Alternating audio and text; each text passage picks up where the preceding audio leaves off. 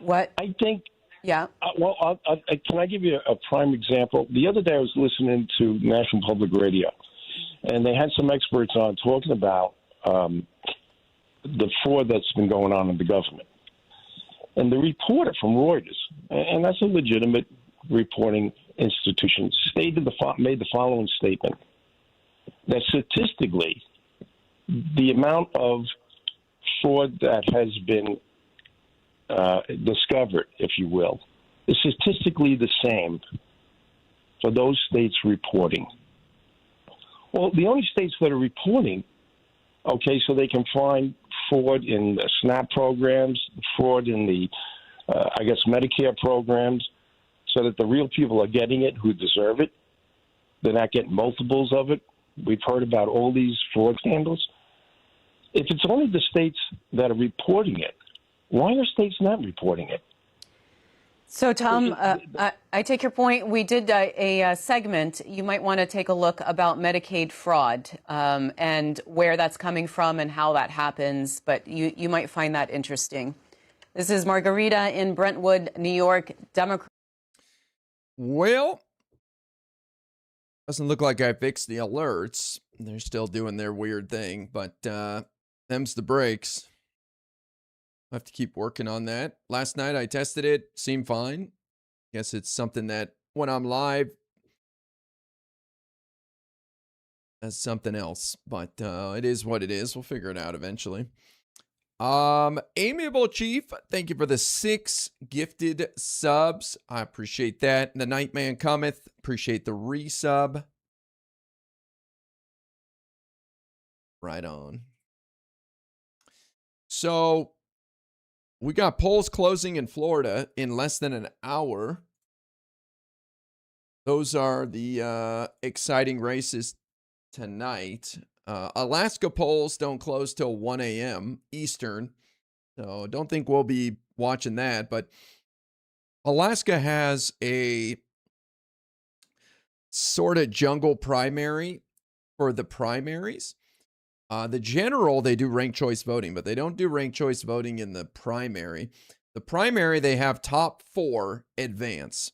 So they put everybody together like in California and Washington, and the top 4 advance to the general, and then they use ranked choice voting in November.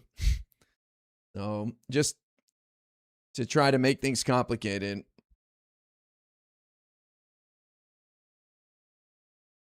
But Florida should be interesting. We've got the governor Republican primary where Byron Donalds has been leading by a mile against this racist grifter scumbag James Fishback.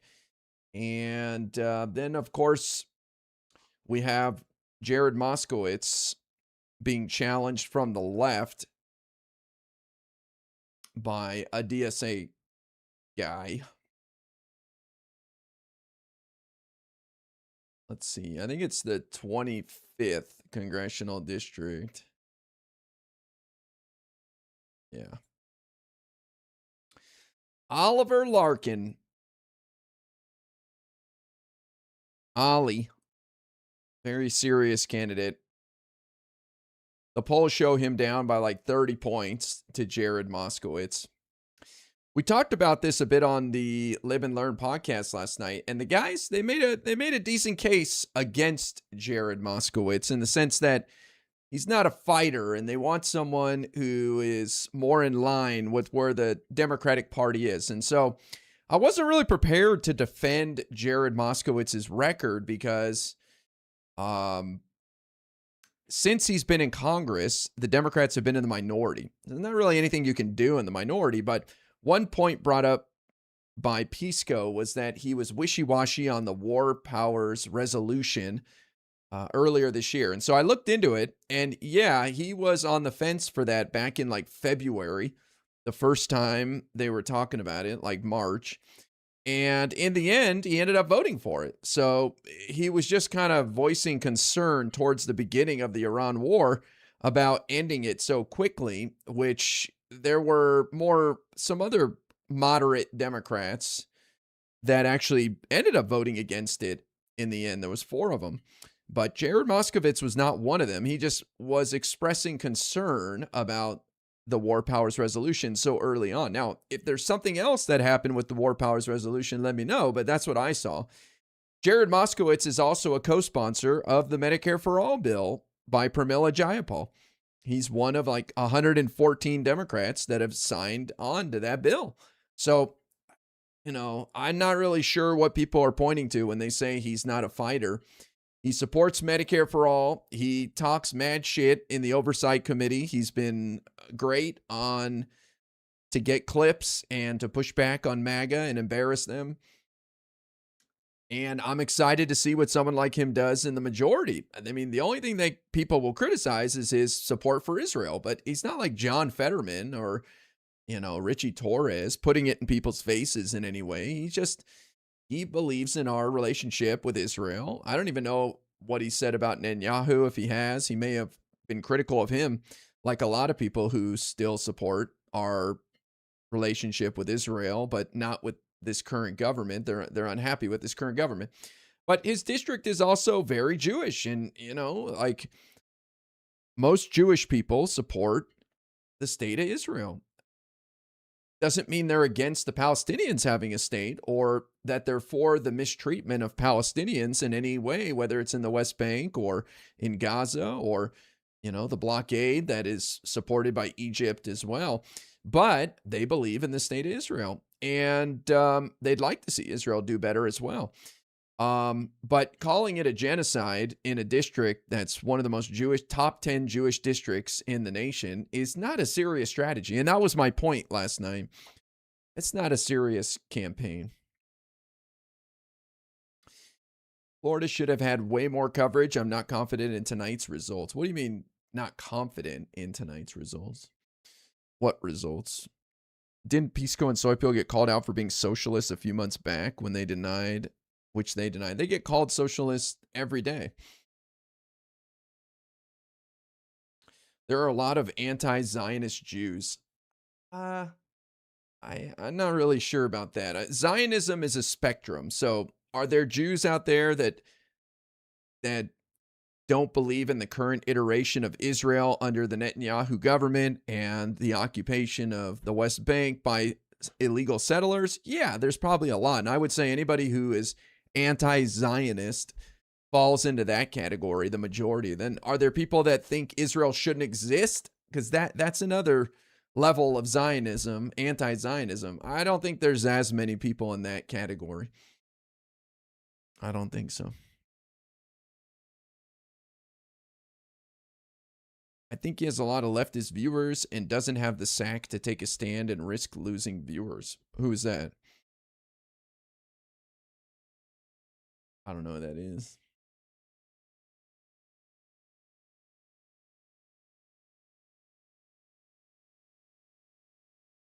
So we've got 52 minutes until the polls close here in Florida. Pisco. So Pisco has a lot of leftist viewers, doesn't have the sack to take a stand and risk losing viewers. Well, I disagree. Number one, yes, he does have a lot of leftist viewers. He teamed up with a leftist to have a podcast. Whatever happened to that, by the way? I know that woman still streams, Aaron Straderade. So why do they not do a podcast together anymore? What happened there? I don't even see her around anymore. It's like he broke up with her. So yeah, he had a lot of leftists in his community for sure. And then I tell you, since he broke up with Destiny, I see all the regulars that hate Destiny in his channel, which is really weird.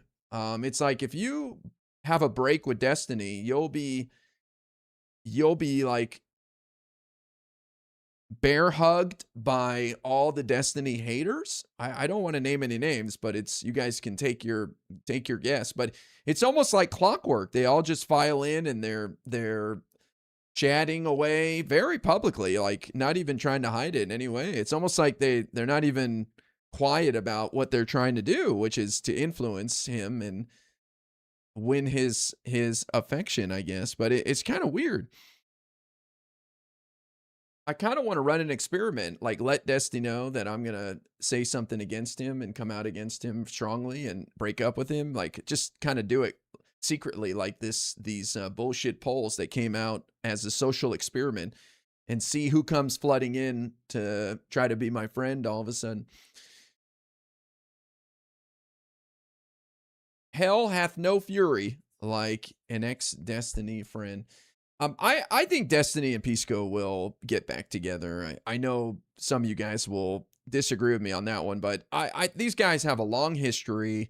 They were close friends. I'm not saying it'll happen tomorrow, but you know, there was a lot of people saying they'll never talk to Destiny again back when the court case was brought, when his court case started, the allegations and all that, and they ended up talking to him eventually. So time has a way of healing all wounds. You know, this could be 2 years from now. Who knows? Who knows? But to your point that Pisco's not willing to piss off his audience, I was watching his debate today a little bit with Lonerbox, and I don't know who that guy Avi is, but that guy Avi was laying out a good case for why Hassan is anti-Semitic, and I was listening to the part about Hassan calling Orthodox Jews in Israel inbred when they're anti-Zionist. So basically showed his ass. He picked the most Jewish-looking people. You know, they wear the hats and they have the long sideburns and beard. They look very Jewish, and he assumed that they must love Israel because of that, and so he called them inbred. And it's like, no, I'm just calling Zionists inbred. Well, those people hate Israel too, man. Like in New York City, you'll see anti-Israel protests with a bunch of those guys roll up because they think Israel is causing problems. So I think he made a good case. But my point of bringing that up is that I saw Pisco agreeing with him and saying, yeah, you know, this basically, you made a good case for why Hassan is anti-Semitic. And his chat was wiling out. You could see the cope in the chat. They were like, oh, this is just one thing. And he didn't say that. It's like last night when I was saying that Hassan never apologized for saying America deserved 9/11, people were calling me a liar. Well, show me where he apologized. I haven't seen it. No, I had someone call me a liar on one of my YouTube live stream in the comments. People can leave comments afterwards.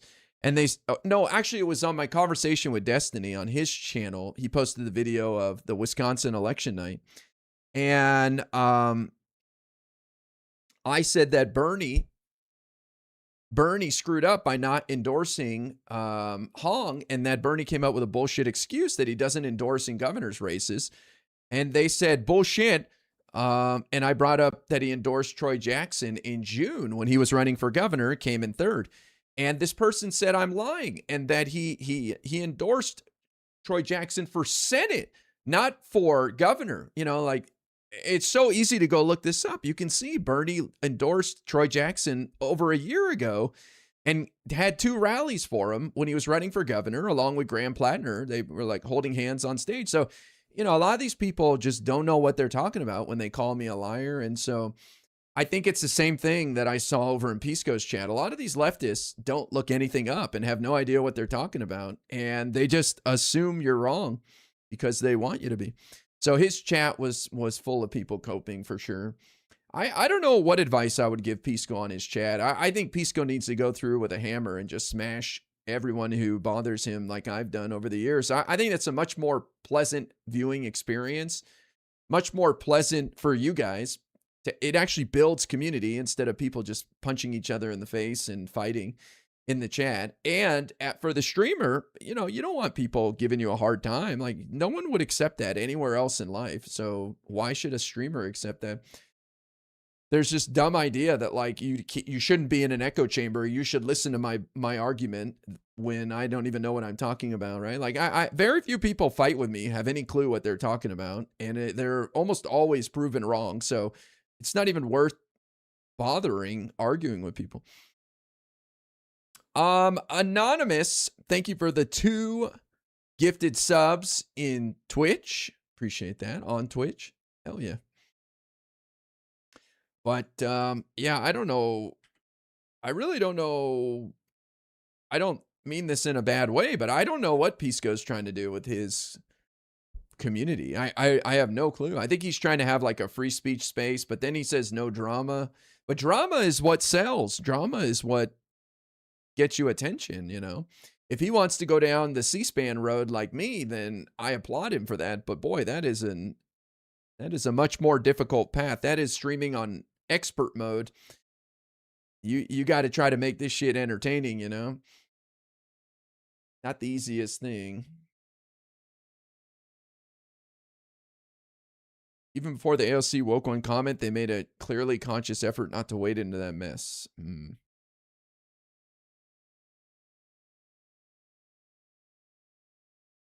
Drama's what gets live and learn clips to go viral. Yeah, absolutely. I would do way more drama if I could, but I can't bring myself to give a damn one way or the other about most of it. So I just don't even engage, you know. I kind of laugh at it from a distance, but I don't criticize anyone else for engaging in it or dealing with it. I mean, I'm just kind of lucky that I've found a niche and I enjoy it, and I'm a weirdo in that I just like talking electoral politics, and that's not for everybody. Oh my God, Yeller with the 10 gifted memberships.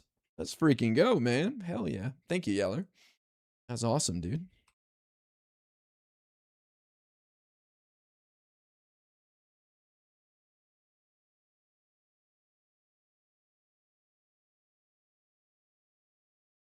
All right. Hell yeah. Pisco's very smart though. He gets a lot of attention, you know, like he does the kind of content that a lot of people watch. I see it. You guys may not be aware of it. Maybe you are, but I mean, getting people like Destiny to watch your content is huge. And he gets people all over the place, the commentary people from big to little, to watch his stuff because of what he does. So you got to give him credit for that, even if you disagree with him. He's a smart content creator in that regard. I just don't know how much he enjoys it. I know he'll tell you, I love it. I love debating. I love debating. I don't know. Gets a lot of grief, man. It's not fun for people to hate on you. Even a couple of comments here or there sucks. This working now, or is it still in chaos mode? We had a double alert for mass subs on Twitch, but then somebody did 200 bits and it only did one alert. So I don't know. We'll find out. Meta, thank you for the $2 super chat. All of us watching Live and Learn on one channel is going to be a shit show. Hell yeah. That sounds amazing. I can't wait.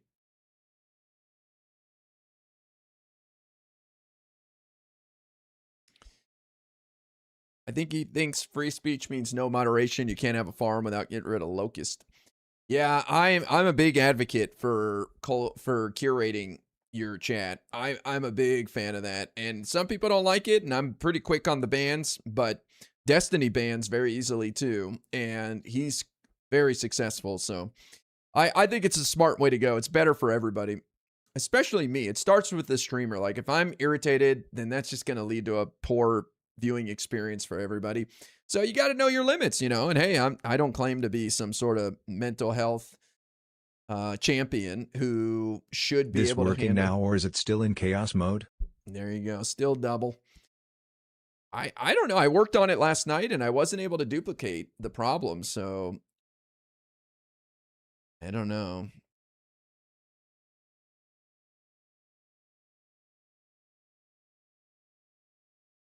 That means you won't steal, live, and learn. You mean stream? No, all of us will be offline while the Live and Learn podcast is going.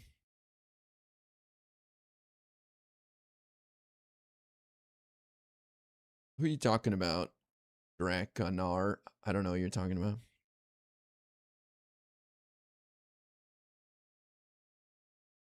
Do you have a pill process for your bans as well? Want to try again there, champ? What the hell? What did you just say to me? I don't even know. Siam, thank you for the $2 super sticker. I appreciate that. Thoughts on fake poll that was brought to light?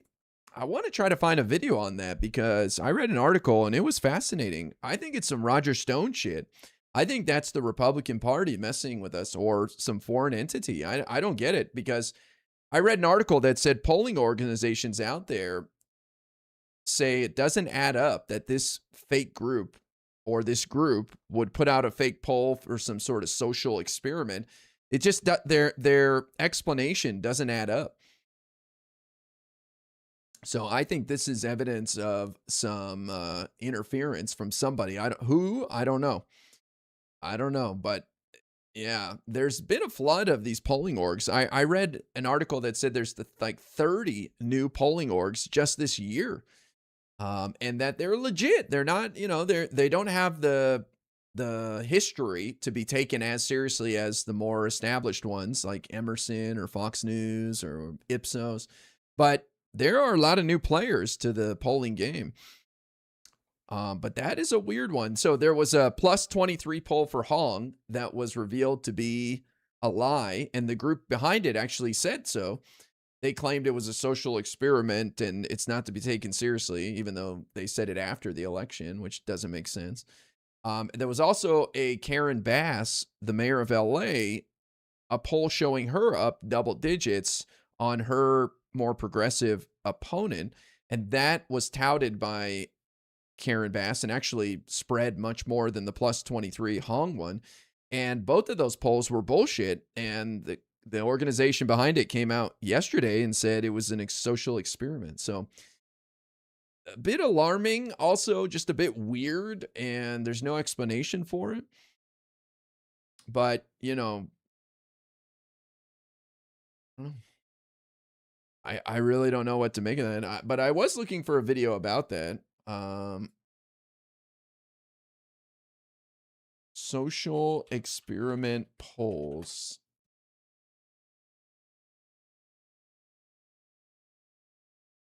Company admits poll results showing Bass leading in Los Angeles mayoral race were fake. Yeah. Let's see.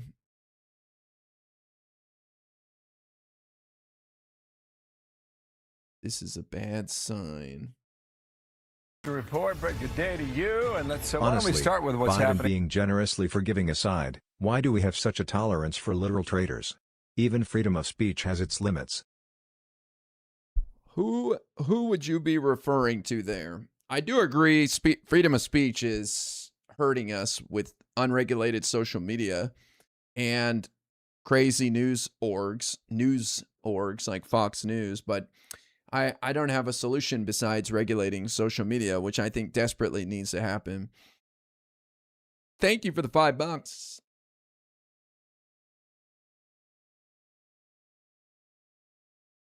This will repeat. It'll play your alert again, I guess. Let's see this. In there in California, I think it's a word of caution to viewers as we move toward midterms. And I think you probably look at some of these polls that were put out in Michigan that showed El Sayed way ahead, and like why some candidates choose to push some polls and what effect it might have on the outcome of the race. Loaderbox, thank you for the raid on YouTube, man. I appreciate that, bro. And he voted for Obama. If you are a Twitch viewer, Biden being generously forgiving aside, John Ossoff, why do we have such a tolerance for literal traitors? Even freedom of speech has its limits. If you are a Twitch viewer, are you following the channel? John Ossoff was wondering. My poor alerts, man. They're all busted. Feels bad. Yeller, thank you for the 1,000 bits. I turned off sub-only mode so the plebes can chat. Welcome in, guys. I saw some of the debate between Loanerbox, Avi, and Pisco, but I didn't see Loanerbox saying much. I was watching the inbred Orthodox Jews part where Hassan was proven to be an anti-Semite. I thought that Avi guy did a great job laying out his case. But what was Loanerbox's position? That Hassan is anti-Semitic, or like I didn't really hear from Loanerbox what his thoughts were on that. It was a Pisco intervention. Oh, Lonerbox was the moderator? I didn't know that because Pisco hangs out with Avi on his stream. At least lately, I've seen him a few times on there. So I figured they're just friends who agree. He barely said anything. All right, whatever. As long as he was having a good time. And yeah, we have the Florida election results coming up here, guys, in 30 minutes or so. The polls are closing. This is the big race. As a Loner fan, I appreciate the well-decorated wall. Oh, thank you. Business time. I'll show you the full thing. This is my full set. And he voted for Obama. Thank you for the work you do, Erie, to make the Democratic Party better and more popular. Oh, thank you. I appreciate the $10 super chat and the kind words, Randy. That's nice of you. I'm just a cheerleader, man. I just want to see good policy help improve people's lives now, not 10, 30 years in the future, you know? I just want to see people get a little help, a little breathing room. No, my donos are still broken. At least I think. One of them repeated a moment ago, so I have no idea. W. Obama in the corner. Hell yeah. No Crowley poster. It's a little down in the weeds. These are all national. These are all federal races, I guess I would say. And he voted for Obama. Data Center David Crowley? Yep. Data Center. And he voted for Obama. As a Loner fan, I appreciate the well-decorated wall. Thank you for the work you do, Erie, to make the Democratic Party better and more popular. And he voted for Obama. Data Center David Crowley? So my alerts are not playing twice. You guys are experiencing auditory hallucinations. That has nothing to do with me. Some of you guys have reported that, and I would ask you to get that checked out by a doctor. I don't know what happened. Starting yesterday, my alerts just suddenly started playing twice, and it's on different timelines too. Like sometimes it'll be at the same time, sometimes it'll be 10 minutes later. Like it just doesn't make any sense. So wish me luck in solving that one. It's going to take a minute. It's going to take a minute. I worked on it last night and I wasn't able to duplicate the problem, so that's concerning. And he voted for Obama. More Obama all W. Thank you, bad built butch body. Oh my God. Bad built butch body. Baby girl. Peach wine bad built butch body. Oh, what now? Peach wine bad built butch body. Baby girl. Bad built bad built body. Bad butch bad butch body. Peach wine bad butch body. Bad peach wine bad butch body. We love the value. Bleach blonde badly built woman. I love hot dogs. I love them in All buns. the bangers. I love hot dogs. I love them outside of buns. A what now? A what now? Oh, don't worry. These will play twice. Thank you, Yeller, for the 10,000 bits. That is crazy. And followed up by 2,500 bits. My God. Yeller's popping off in the Twitch chat now. Florida going blue tonight? Well, these are primaries. These are only primaries. YouTube cut me off. What do you mean? They said they won't let you do anything over there like super chat? Because you're able to gift memberships. I wonder if the alerts repeating is what Crystal Ball hears in her head when IPAC, Israel, and data centers are mentioned. Probably. Probably. Oh boy, these are all going to repeat. So get ready, guys. Bad Company with the 5 gifted memberships. Hell yeah. Thank you, Bad Company. Crystal Ball just has nightmares of APAC all day long and data centers now, I guess. I couldn't believe the gaslighting last night. 2 years. Look how life changes. Lib. Captain America, thank you for the resub. Turn out for what? Oh my God. Yeller with the 10 gifted subs on Twitch and 10 gifted memberships at the same time. Yeller's everywhere right now. Holy. Y'all are crazy, man. Thank you, Captain. I appreciate the resub. Okay, so that's what, 21 more I got? No, 26 more to add. Okay. Okay, I see you guys fired up for tonight's primaries. Me too. I feel you. We don't have a lot more of these nights before the general. I mean, the midterms are fast approaching. It's like 80 days, less than 80 days. So that's 30 subs, mems. Look at the alerts didn't play again. So I didn't do anything. How crazy is that? It like fixed itself, but now they'll all play right now. So weird, man.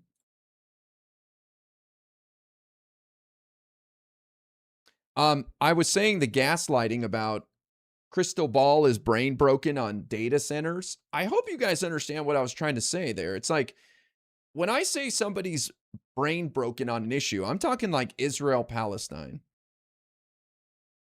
And he voted for Obama. Did you try disable your Streamlab alerts?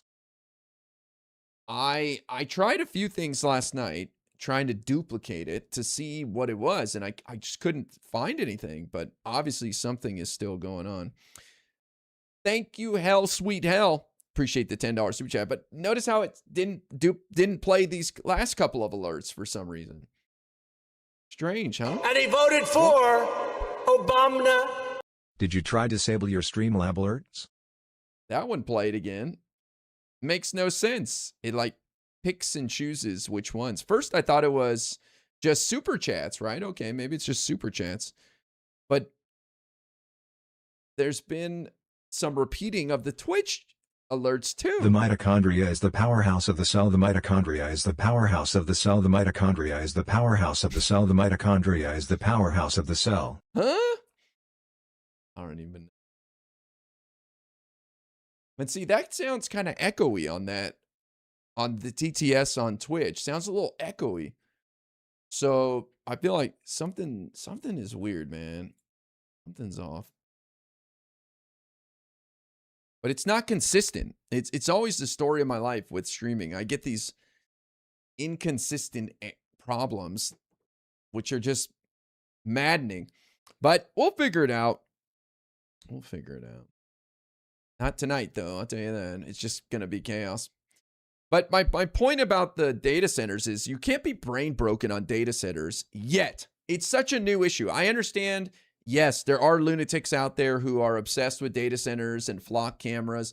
Yes, but I'm saying it's nowhere near the brain brokenness of Israel Palestine. Like there's not enough people, there's not enough time that's gone on for people to be brain broken one issue voters on data centers, and especially Crystal Ball. I don't buy it that she's now a one issue voter about data centers. So she was just very passionate about calling out David Crowley, and she was even willing to risk quote tweeting Tom Tiffany, the MAGA Republican scumbag, and his deceptively edited clip of David Crowley.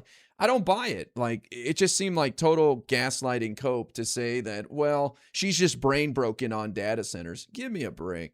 So I hope I push back. I tried to push back as much as I could on that, but I don't think that was legit, that argument made by my co-hosts on that one. It's like, come on. She's just, I agree that she's salty about the moderate winning, and she just can't stop hating. She's got PTSD from probably 2020 and 2016, like her husband, Kyle.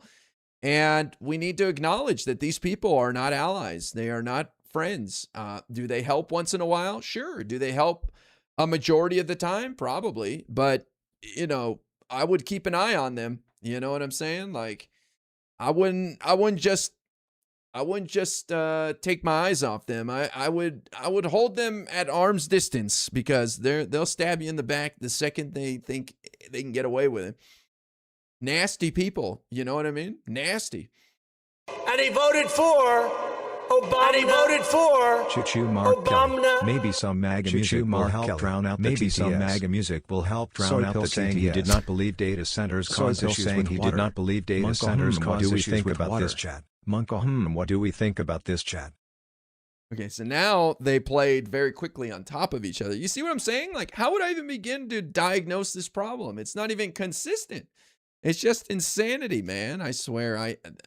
These streaming apps troll me on purpose.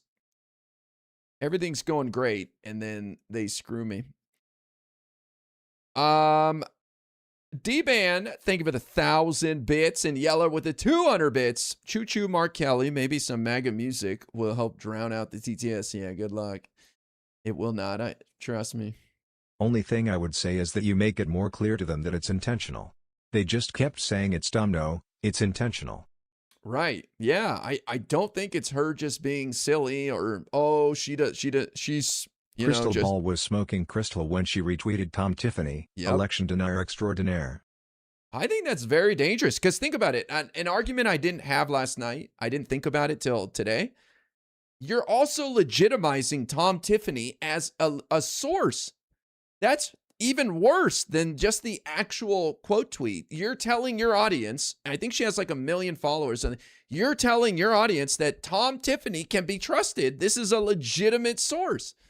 That's insane. Absolutely insane behavior from someone on the left to amplify Tom Tiffany, a MAGA stooge, as a legitimate source. Like, if you want to retweet the deceptively edited video, go download it, post it yourself or something. I don't know. But like quote tweeting him, now it lets her audience know, hey, this is a legit account.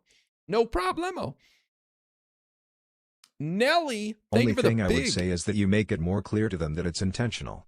They just kept saying it's dumb. No, it's intentional.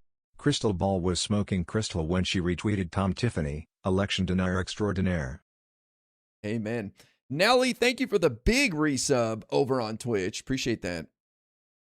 I think it's reckless. That's what I would describe it as. Crystal Ball thinks she can get away with it, and it just shows she doesn't give a shit about our democracy, that she's willing to play fast and loose with election denialism, election deniers, and fascist enablers, if not outright fascists themselves. She thinks she can be cute and, oh, it's not going to hurt anybody. It's not a big deal. And I'll get my internet points and it'll cause outrage. It'll piss off the libs. It'll make people online angry and I'll get my engagement. It just shows their true colors, right?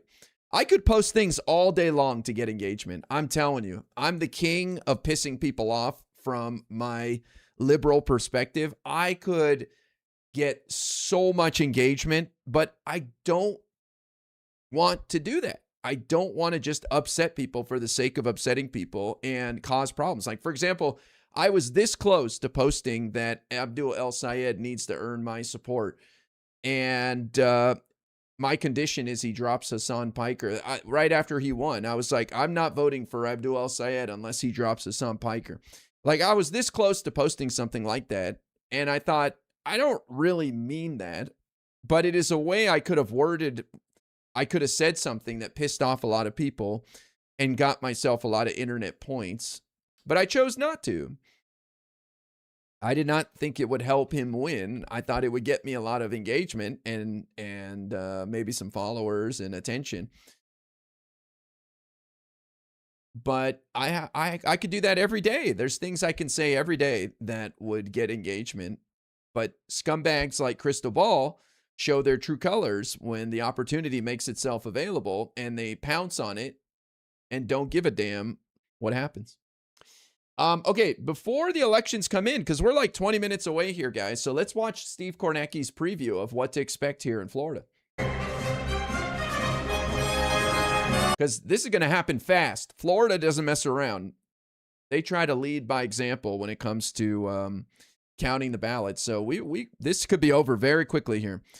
And by the way, Donald Trump voted by mail in this primary. The same guy who said election fraud is happening by voting by mail. He voted by mail again. It's not the first time. He voted by mail last year in the Florida primary for a House race in where he lives. And he voted by mail in 2022. I don't know if he voted by mail in 2024. I assume he did. But these are not serious people.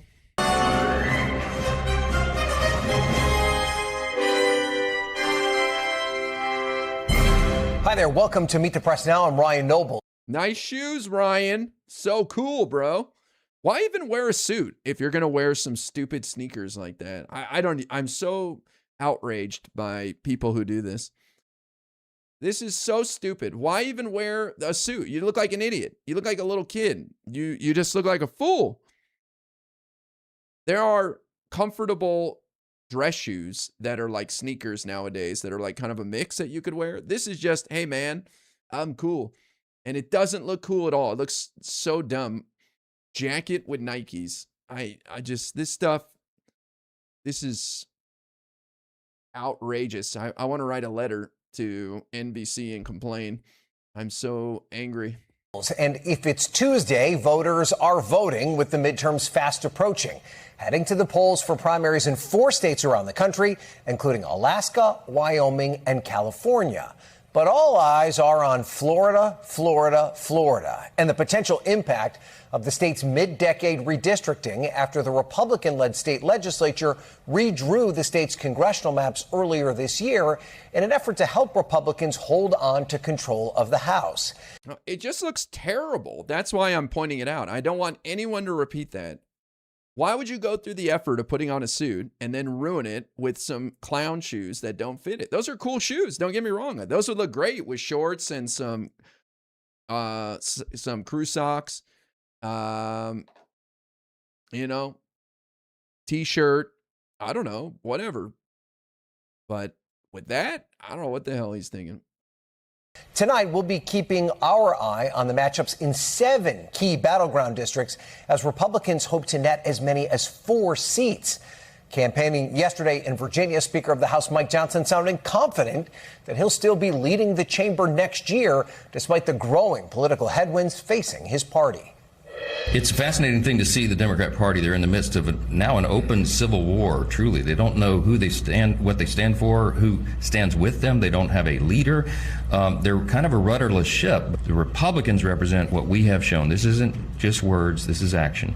We have cut taxes, we have cut regulations, we have broadened the pathway out of poverty for more people. We've put the economic conditions in place for more jobs and higher wages and all of this. And that's what you're going to continue to see, doubling down on that and making sure that we bring down the cost of living for every American.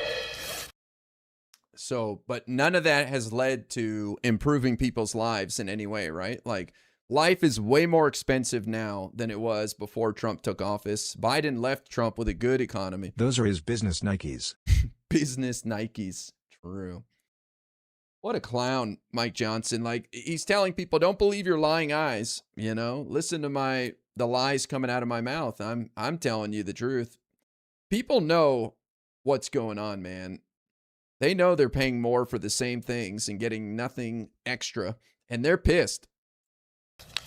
Now, we're also tracking some statewide races in Florida, including for governor and Senate. But perhaps the biggest Senate race tonight is happening all the way across the country in Alaska, where... Who the hell's this guy with the beanie, man? Not one, but 2 Dan Sullivans are competing in the very crowded all-party primary. The entry of a similarly named challenger to incumbent Senator Dan Sullivan has sparked a legal battle and accusations of Democratic interference. This is such bullshit. This is so obnoxious. So this guy, obviously he's trolling and running, but his name is actually Dan Sullivan, and they threw him off the ballot at first. They tried to keep him off the ballot because he's got the same name as the incumbent senator that he wants to run against. That's bullshit.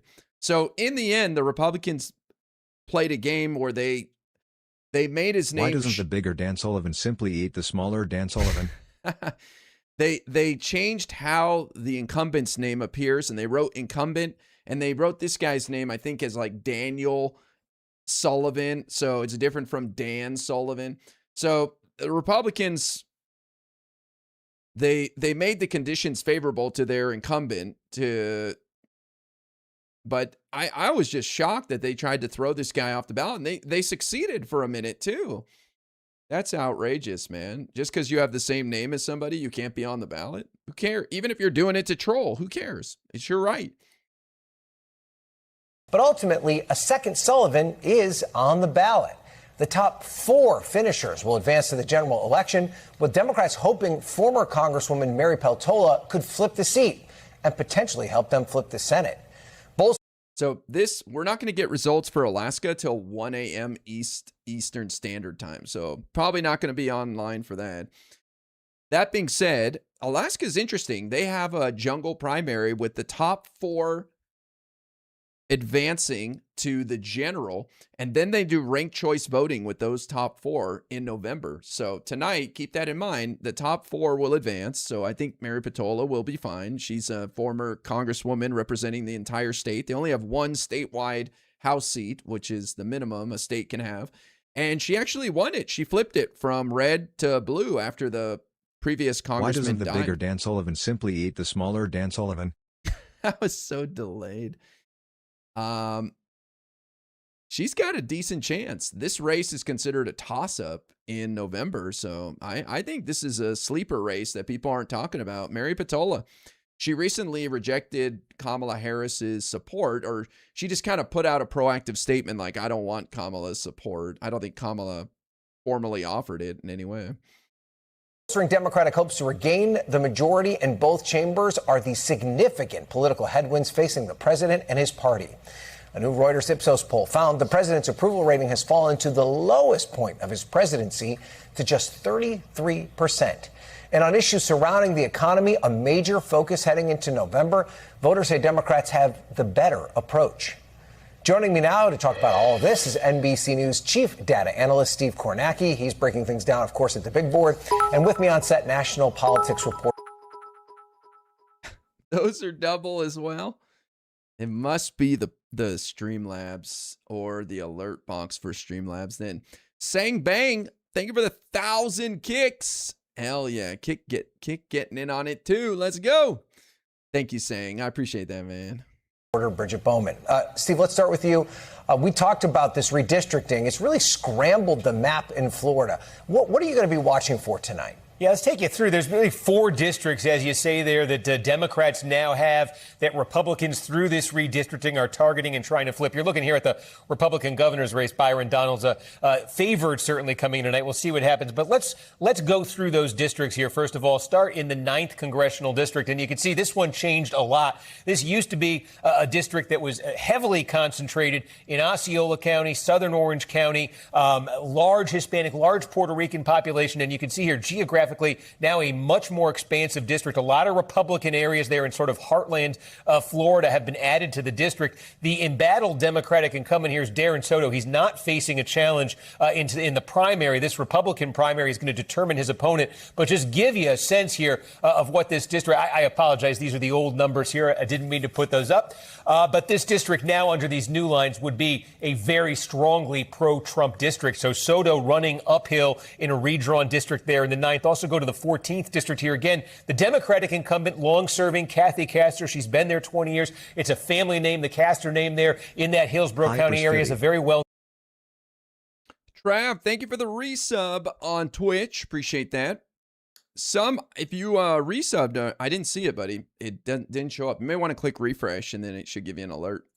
Known one. Her mother was a politician as well, nearly got elected to the United States Senate. But again, this district changed. What happened here was heavily Democratic parts of the city of St. Petersburg were taken out. And again, this district, as it's now made up, would have voted for Trump by a solid margin here. And you can see this is the field of Republicans who have entered this race. Beltran and Steele seem to be the two who maybe have separated themselves. Again, we'll see what happens. But 2 Democratic incumbents there running very uphill battles. If you take a look here at the 22nd district, again, this was totally transformed. This district had been represented by Lois Frankel from Palm Beach County. She's now running a Democrat, running in a different district. So this is an open primary for each party here. But again, totally transformed district. Would have voted for Trump here. You see the Republican primary is a crowded one. The Democratic primary, Pia Dandia expected to win here. National Democrats have rallied behind her. And a very interesting one here, the 25th district here. Let me start. Jared Moskowitz, an incumbent here. Now, again, the line This is the big one. I don't know anything else about the other races. It's just too confusing with the redistricting that Florida did. But we've been talking about this race a lot and expecting Oliver Larkin. He's the next DSA golden child. Hassan has had him on stream twice. I made the case last night. I think he's just a showboat trying to take advantage of a situation. This is a heavily Jewish district. Jared Moskowitz has been pro-Israel. He's not like John Fetterman pro-Israel, but just, what you would expect. And so, of course, you got the Jewish/Israel boogeyman in this race for DSA and Hassan to latch onto. But all the polls have showed Jared Moskowitz whooping this guy's ass by 30 points, except for one outlier that Oliver Larkin put out. Obama. That had him at +2. But this is an R+3 district.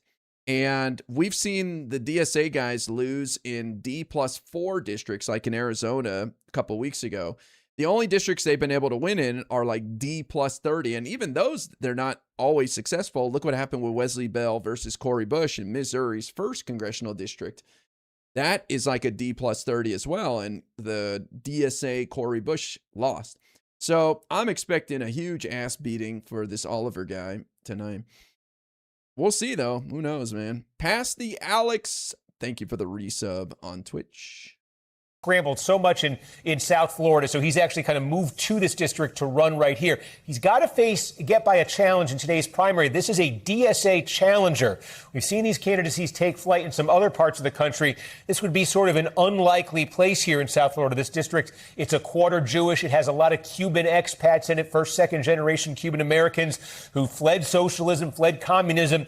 So we'll see if the DSA can get any traction in a place like this. But Moskowitz then, again, will have to run. We'll see who his Republican opponent is here. You look at the primary right here. But again, a district redrawn. All 4 of the districts I just showed you would have voted for Donald Trump by somewhere between 9 and 17 points under their new lines back in 2024. Some very dramatic changes there. Yeah, they had to water down some of their districts. So, like, this district is an R+3, which I think's easily doable. Any Republican who won by less than 5% in the 2024, I think is a dead man walking in regards to their political career. So Jared Moskowitz should easily sail to victory riding the wave in November if things continue to go the way they have been. And with less than 80 days to go to November, I don't see much changing between now and then. The economy still sucks. The Iran war is not going anywhere. Trump is still hiding the Epstein files. People are pissed. But he's got to get through this DSA challenger tonight, which I think should be a layup, but we'll see. The reason why I don't think the Oliver Larkin guy is serious, because this is one of the most Jewish districts in the nation, and he's running on Israel's committing a genocide. I don't know why that was so difficult for my co-host to understand last night, as if there's like a lot of Jewish people out there that are supporting that idea. I mean, there's plenty of Jewish people that think Israel is doing bad stuff under Netanyahu, but the idea that they're anti-Zionist, meaning they don't believe in the state of Israel, but again, and also Israel is, or not Israel, but Zionism is a spectrum. There's people out there who, they like Israel. Doesn't mean they support mistreatment of Palestinians or anyone. And they want to see the Jewish people have a safe place. And they don't understand what's going on there or whatever. But the idea that you would go into this super Jewish district and run on Israel's committing a genocide tells me you're trying to win internet points. You're trying to just get people like Hassan to give you attention so you can build a following. And I don't know, do what with it, but it's very profitable to have 50,000, 100,000 followers on X or whatever. I mean, you can do a lot with something like that. So I just don't think this guy's a serious candidate. And also it's like R+4, R+3. Come on. And he voted for Obama. Erie Election Night Variety Hour Extravaganza, and more. And more. The and more is the best part. Thank you, Carrie, for the $10 super chat. That alert may repeat. Okay, and we're also watching a special election in California. Tell us about that. Yeah, so take a look here, the 14th District of California. Remember, California, they had their primary before, they had their special election primary before. The top two advance. It's two Democrats, Aisha Wahab, Melissa Hernandez. Not a very close race in the preliminary. What has happened here is that pro-Israel groups have poured in a ton of money trying to stop Wahab, who's running to the left in this campaign, trying to stop her sort of at the last minute. So it's a bit of late drama in this campaign where in the preliminary, it was a very lopsided race, but has that late push that's come in nationally against Wahab. Has that gotten any traction? That's what we're going to see in that district tonight. This was Eric Swalwell, the Democrat, had resigned the seat. That's why this special election is taking place here. It is an overwhelmingly Democratic district. It's just sort of what flavor of Democrat are you going to have? Right, and the winner of this would go right to Congress, right? They wouldn't have to wait until the end of the year. That's right. Yep, okay. All right, Steve, stand by. Let's bring Bridget into the conversation, and let's pick up where Steve left off in terms of redistricting. Hold on. I just want to see if Steve is live. We'll go to him if he is. Oh, he is. This is one of those districts Republicans are trying to turn into, through their redraw, a Republican pickup. Trump would have carried it by 9 under the new lines. And here's what the Republican field looks like. Again, a pretty crowded field has emerged right here. We'll talk about the specifics as the results start coming in. But we're going to be looking at those 4 districts. There's also drama in the 24th district here in Florida. This is a heavily Democratic district. Federica Wilson, longtime Democratic incumbent, not running. This is Kendrick Meek. You may know that name. This is Kendrick Meek Jr. His father served in Congress. His grandmother served in Congress. Third generation in that family, trying to sort of reclaim this seat. But a lot of attention on that race. Debbie Wasserman Schultz, the other one to talk about here, is Debbie Wasserman Schultz. Again, this musical chairs game that a lot of these Democratic incumbents played in South Florida. Wasserman Schultz, part of this too. Her home got drawn into that 22nd district I was just describing, rather than run in that now sprawling 22nd district that goes all the way out to the Gulf Coast. Wasserman Schultz opted to run in the 20th district. Okay, this is a black plurality district based in Broward County, Fort Lauderdale. Her opponents here, Sheila Shurflis McCormick, is a now former member of Congress. She resigned her seat as she was facing potential House expulsion. She's under indictment. Oh, no, she's running in this? That lady's so corrupt. Oh, my God, that's funny. She got a couple $1 million accidentally during the 2020 pandemic. I don't think she applied, or they like overpaid her or something, and she kept it and used it to help win a seat in Congress by giving it to like family and friends to donate to her. Just insane behavior. And she decided to quit Congress to avoid the ethics investigation. Now here she is running for office again. That's crazy. And this guy, Elijah Manley, has been getting some attention as the biggest challenger for DWS, but the polls I saw showed him way down. With Destiny's trial possibly concluding tomorrow, do you expect it to affect your visibility with him if it goes in his favor? In-person events, etc. Well, I would assume that if it gets dismissed and it gets concluded in his favor, then he'll be doing more events, and I'll definitely be involved, sure. But I think it's more about its impact on his involvement, not mine. I mean, I haven't really changed my behavior much. For like the first year, as I told my community, Destiny was radioactive with that stuff. And so I just, like everybody, just kind of let him do his thing. And it was, there's nothing you could do. But it's dragged on for so long. It's insane. So I think it was less than a year. It was like 6 months or something, but I just said, let this thing play out. Sounds crazy. I don't know. I basically chalked it up to like streamers doing shitty things to each other, and it's what it is. But let's see what happens tomorrow. I hope it gets concluded for him and everybody so that everyone can move on.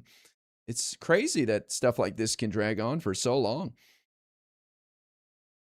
But she is now running. So she resigned her seat a few months ago, is now running in this district while facing that indictment. A number of other candidates here. Luther Campbell, you may remember him, a rap star of the early 1990s. Is that Luther? I was like, wait, that name sounds familiar. That's that guy, Luther. What's the name of his personality? With Destiny's trial possibly concluding tomorrow, do you expect it to affect your visibility with him if it goes in his favor? In-person events, etc. So it repeated that one. So weird, so random. Which ones it repeats? Isn't that what's his song? Two Live Crew, yes. Big Booty Ho, something like that. I don't remember. Oh my God, Luther from Two Live Crew. That's incredible. Elijah Manley running to the left right here. Let me go to the Names, live here. Madison Cawthorn. Oh, Madison Cawthorn running for a seat. Oh my God, all sorts of names we recognize. He's trying to get back in, huh? I'm sure he's favored. Madison Cawthorn, Florida's 19th district. All right. I think Destiny's court case is going to go on forever, man. We'll be here 5 years from now talking about it. Someone say big booty hose? Big booty hose! Someone say big booty hose? That one deserved to be played twice. Angel of the Odd, thank you for the 500 kicks. Hell yeah. Kick is starting to pop off now. All right, I see you guys. Pop that cooch. Pop, pop, pop. We don't have any results in. The polls are closed now, though, guys. Polls are closed in Florida. Polls are now closed. Super fast here, but something's going to light up in the next 5-10 minutes. They count votes very quickly in Florida, so get ready. Hold on. Our congressional districts, we'll zoom in and take a look at that, but it might also give us a little bit of clarity. Again, we know what the expectations are in these statewide races. Byron Donalds getting that Trump endorsement.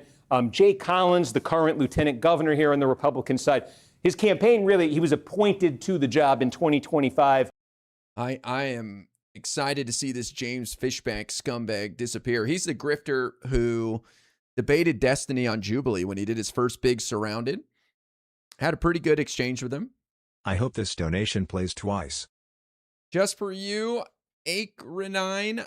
I hope I said that right. I hope it does too. Appreciate the $5. He was kind of like a normal conservative. I remember hearing him talk about he like coached high school kids for debating and seemed like a normal person. And then Trump won and Doge came around and he tried to, he put out the idea of the Doge dividends. If you guys remember that Doge was going to save $2 trillion a year and we all get a check for $5,000. He's the one who came up with that and got attention for it. And then he decided to try to run for governor in Florida and just went full racist schizo. So he's been insane lately. Yeah, Groiper Grifter would be a great description of him. So looking forward to his political career ending tonight. I've also seen Byron Donalds up like 80% on him, so should be a complete annihilation. Alex Vindman versus Angie Nixon. I haven't heard anything about this. Wow. Oh, that's just one county. Obviously, I want to see Alex Vindman win the nomination. I don't know anything about this Angie Nixon person, though. Alex Vindman, who was that whistleblower figure in Donald Trump's first impeachment back in 2019, became sort of a well-known figure to Democratic activists nationally, facing, this is Angie Nixon, a state legislator who joined the Democratic Socialists of America during this campaign, vastly outspent by Vindman. Now you're in Osceola County. As you can see, this is just south of Orlando. Kissimmee, St. Cloud is here. And look at that. Okay, we got Leon County. This is the state. Wow, folks, we've got something right away. Things can be. We got a big surprise right away potentially here. Again, now Florida State University's here. The state capital's here. Leon County. This is a big population center. This is the population center in this part of the state for Democrats. Osceola County. Nixon is leading there. Now the coast is starting to come in. Flagler County.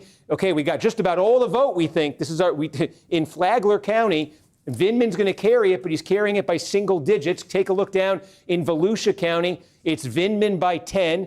Go a little further. Brevard, Vindman barely. It's basically a tie there right now. So you have Osceola. This has one of the largest Hispanic populations in Florida. Kissimmee, St. Cloud, large Puerto Rican population in particular in Osceola County. So what does that net out to statewide? We got 8% of the vote statewide, and there is Nixon leading. Wow. And we got a little bit more now coming in the Gulf Coast. It's only Citrus 8%. County coming in here. This will be much bigger in a Republican primary. Hernando, comes into Vindman, but these are not. Oh wow, these are not numbers Vindman wanted to see. These are numbers Nixon wanted to see. We take a look too. Now, just zoom out 9% statewide. So Nixon. Yeah, Steve is rapid fire here, trying to keep up with all the results coming in. But I don't think DSA can win statewide in Florida in the general. So that, to me, would be an L. Unfortunately, I don't know anything about that Angie person, but like, really? DSA in a red state? Come on, man. That seems like a stretch to me, but okay. I mean, it's up to the people of Florida. If you've been watching, you know how these go. So for Donalds, he's getting what he wants to see right away. In the Democratic primary for governor, for Jolly, clearly getting what he wants to see. So right away, statewide, this becomes the drama right away. Look at this. We've got nearly 20% of the vote in here, and Angie Nixon still ahead. Now, let's just Broward County. Holy cow, Nixon leading in Broward County by 10 points. We're doing, I just want to, I'm getting my notes here, folks, because we're good. If you've been watching these, we're going to do a hit here on News Now. In 1 second, you're going to get to watch the hit. Behind the scenes, we love it. Is that coming on right here? Broward's pretty conservative, right? That's where Jared Moskowitz is down there. We got about 20 seconds, folks, so I'm just going to stop and we'll pick this up on the News Now.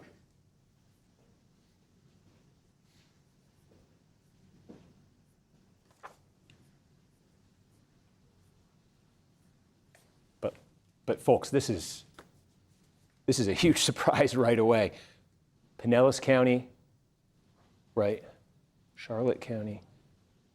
So Angie Nixon isn't bad. DSA right bad though. That's the problem. This is Alachua, right? This is where Gainesville is. University of Florida. Again, state capital, Florida State. DSA bad in a red state. That's what I'm saying. I don't think that's a winning strategy for a Democrat, but it looks like it's doing okay in the primary. I mean, primary is about getting your people out. Who can get people energized the most? So definitely sending a message, but it's only 25% statewide in right now. That catches my attention right away. The other thing that I would say that we've seen, remember, this is early vote that we're looking at. These big chunks they're coming out. Remember, these DSA candidates, the candidates on the left, we've seen tend to do better elsewhere, at least, with the election day vote, i.e. the vote that is yet to be reported out here in these counties where you're seeing results. If that trend holds, that's very favorable for Nixon. Vindman did just get some more along the Gulf Coast is coming in. We got Pasco, just north of... Vindman just took the lead. Sarasota, yeah. There it is. Vindman taking the lead. Steve, I know you're getting some...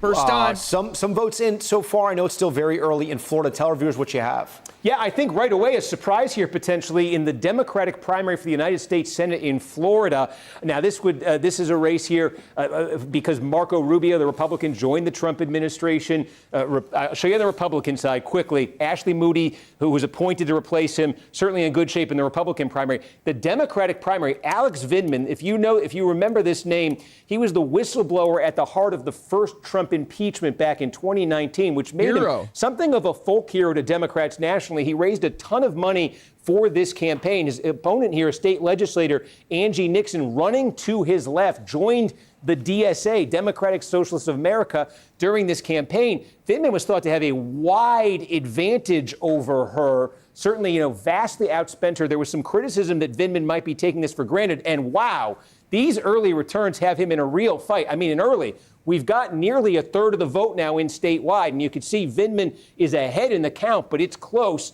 And a couple things that jump right out here. Broward County, one of the biggest vote-producing county in a Democratic primary here.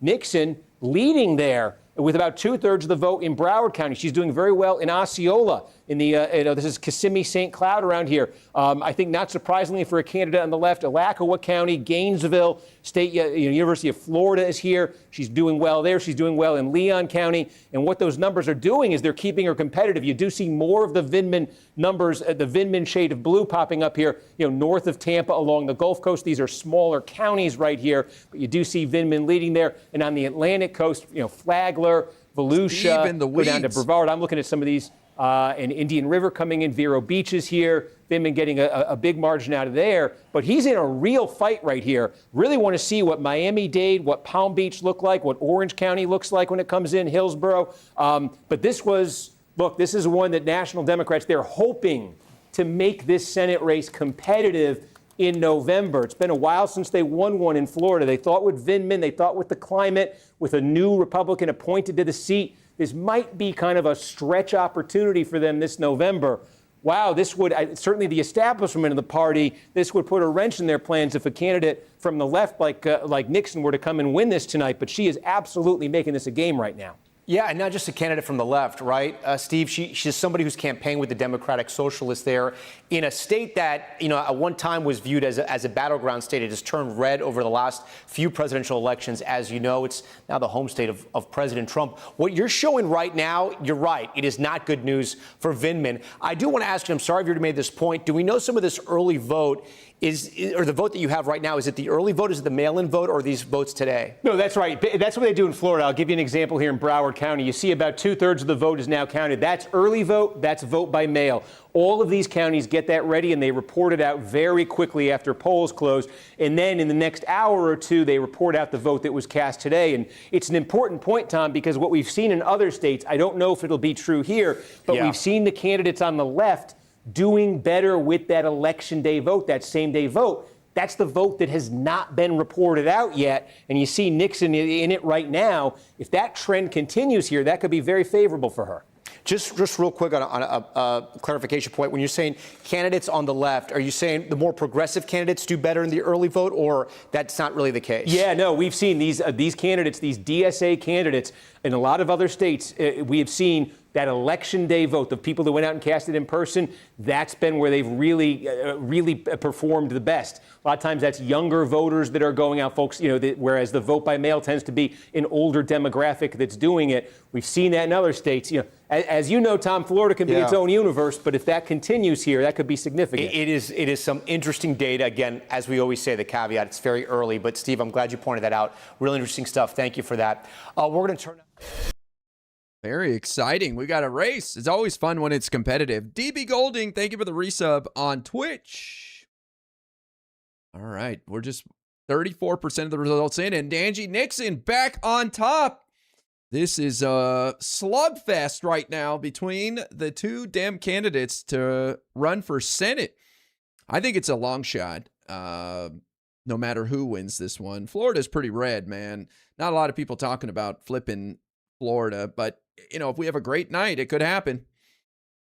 It's a little bit slower than you're going to have at the statewide. The one that we do have to check in right now is Florida 7. Thank you for the your Mills service, district. We do have results out of Volusia. Okay, there. we do. So, here we go. Amen. We have, we've got that, Volusia County here. Mills leads the early vote here over Ryan Elijah. Again, there's other candidates here. Ryan Elijah broadcast a Good Morning Orlando. He was the co-host of that show. You could see and then you've got Seminole County, which is the fast-growing suburbs, kind of growing.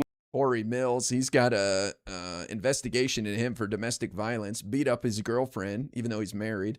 And then she said, no, he didn't hit me, even though the cops saw bruises all over her. Dude's a nightmare. Yeah, he's corrupt too, yep.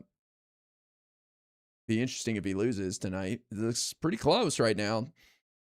He'll probably win, which is good for us on the left. We need as many bad Republicans on the ballot in November as we can get.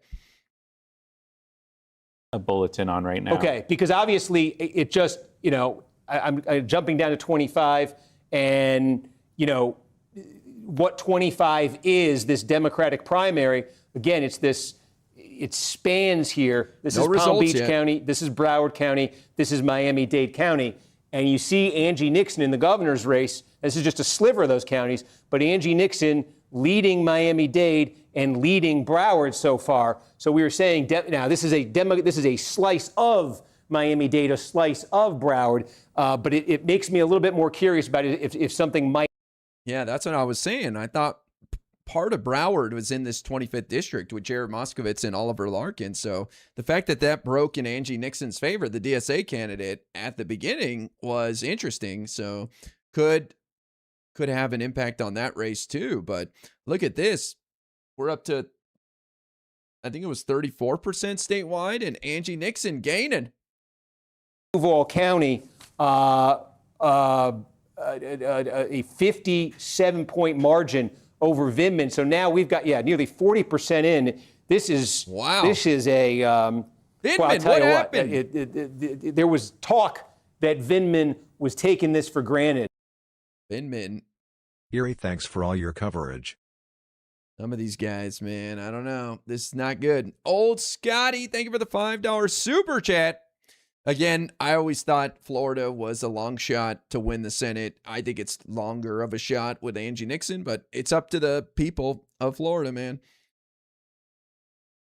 What a disaster. Yeah, poor Dennis has been a champion of Alex Vindman the whole time. I guess he ran a shitty campaign. I don't know. The only way these DSA types win, in my opinion, is when the moderate opponent sucks and shits the bed. And I never saw anything for Alex Vindman since he started his campaign, so I don't know what happened there. Guy's a hero and would be a great senator. I'm sure Angie Nixon would make a great senator too, but I don't know anything about her. But whenever I see these DSA people doing well, the only thing I think about is how poorly the moderate did in the race and what mistakes they made. That's it. Better news for her, everything you're seeing. Look at that. She's up in Broward and she's up in Miami-Dade. I mean, these are big, big pieces of the puzzle right here, statewide. And these are smaller counties now, but she's also putting up. And so what that translates into, Vindman is in deep, deep, deep, deep trouble right now. Okay. Wow. Vindman, Adam, dude. Do you have a... Oh, I can see on here when we get House results. Okay, we've got some House results in the 9th district. And again, just so you know, we've been looking at the other statewide races. The other statewide races are all going as I think they were expected. This, the shock of the moment, what Angie Nixon's doing against Alex Vindman in this Democratic Senate primary. It looks like we have some results here in the 9th district. Okay, again, to give you a sense of what we're looking at here, Darren Soto, Democrat, represents this. This is one of the 4 districts Republicans have targeted through redistricting. The district mainly used to be Osceola County, a little bit of Polk, and then into southern Orange County, just to the south of Orlando right there. All of this is added Republican territory here under the redraw, turned it into a district that would have gone for Trump, and now we're getting some results. Now, there's a lot of geographic division in this.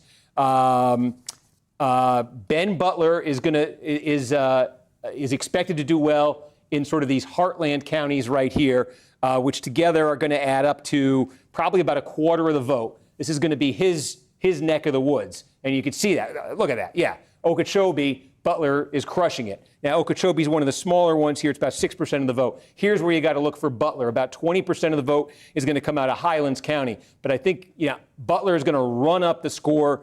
Here.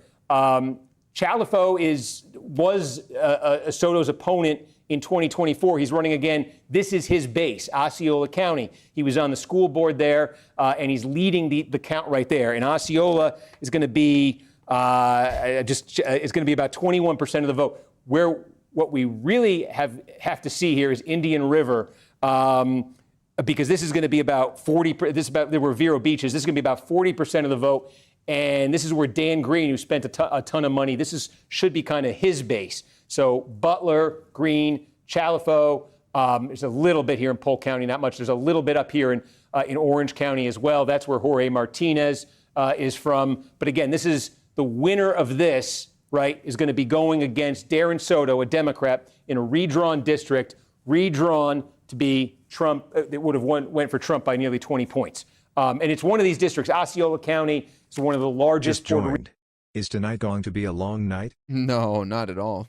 Florida counts votes very quickly. Portion here where Trump had really made some big gains in 2024 with Hispanic voters, with Puerto Rican voters. BRB. But again, this is the change that Republicans made was down here. Okay, back to the statewide Senate race here. I don't want folks to miss the drama of the moment. Which about now half the vote is in here in this race, and Angie Nixon continues to lead. Were you able to get a readout on that Osceola same-day early split? The Osceola, I didn't see a split. I was looking at if there was a second result out of Volusia County right now. Let me see if that's in here. Okay. Not quite yet, but yes, we are getting some more vote, second, third vote reports.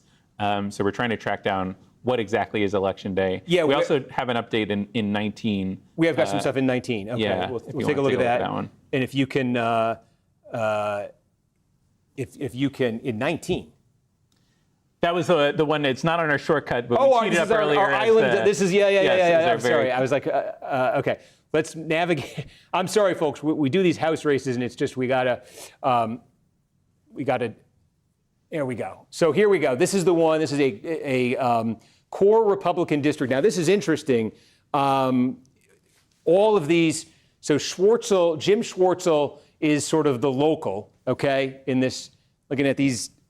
Just zoom in here. It's just right outside Fort Myers here, but this is like Lee County, a little bit of Collier County here. Cape Coral would be what you'd think of for this district.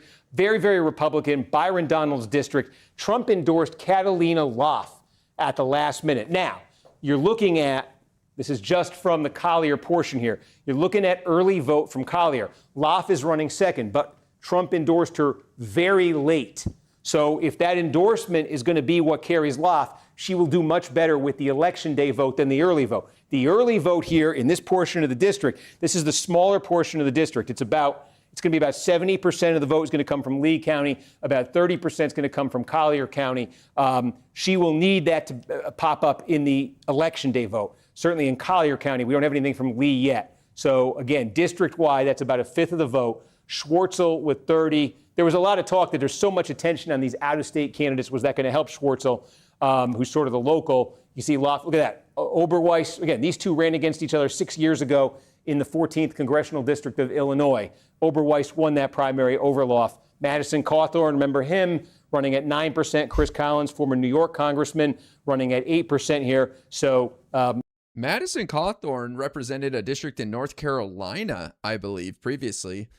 He left and said that they have orgies and do drugs in Congress. I guess now he's in Florida running for office. What a mess, man. Where are you seeing these results, Lou Bars? I don't see anything. No results reported over here on New York Times, so I don't know. Oh, Vindman. Oh no, that's a county. 10-point shift. Nixon lost the early vote by 4. She leads the election day vote by 6. So it's a net shift of 10 towards the candidate of the left. Okay. Pasco County is another one. Yeah. In the advance vote, Vindman was winning that 51-49. Yeah. In the election day vote, Nixon's winning that 61-39. There, yeah, this is the pattern we've seen. Yep. In Sarasota County, yep. Vindman was winning the advance vote there 66-34. And Vindman is winning the election day vote there 53-47. Yeah, even in a county that's strong for him. Look at that slippage. Wow. This is the pattern we've seen nationally. What did he do? And so that's, what's he's losing almost 60% of the vote in, and he's down 53-46. He's fucked. He's cooked, man. Wow. What the hell? What happened? How did his campaign implode? What the fuck? I don't know anything about this campaign. I couldn't care less. I always thought Florida's a long shot, but I figured Vindman would be the best. He's more moderate. I never even heard of this woman before. So good luck. That's crazy, man. I hope that there's a lot of analysis on what happened there. Oh, look at this. Debbie Wasserman Schultz beating back her opponents. This was to be expected. She whooped their ass. People were saying this Elijah Manley guy may have a chance. Not today. She's a full member of DSA as she joined during the campaign, they said. Maybe if we convince Floridians that the Nixon on the ballot is Richard, we can win the seat. There you go. I like that. Creative thinking. I don't know, man. I do not. I would love to hear an argument how DSA can win in a red state. Now, a primary with the Democrats, okay. But statewide in a red state like Florida, I don't know about that one, man. They failed to win even swing districts in congressional races, let alone a Republican-controlled district. So this would be quite a challenge.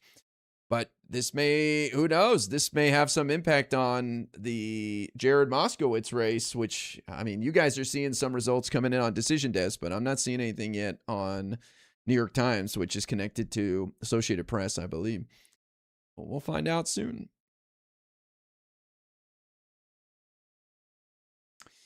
Vindman didn't campaign. Yeah, I can't wait to read about what happened, man. That is wild. Nobody was talking about a DSA candidate running for Senate statewide in Florida. So that is a shock. That's crazy, man. He did count. Oh, there's the results coming in. Jared Moskowitz. We're looking at, so again, it's 30-point roughly lead. a third for each one of these. So the Broward portion here, and Moskowitz is from Broward.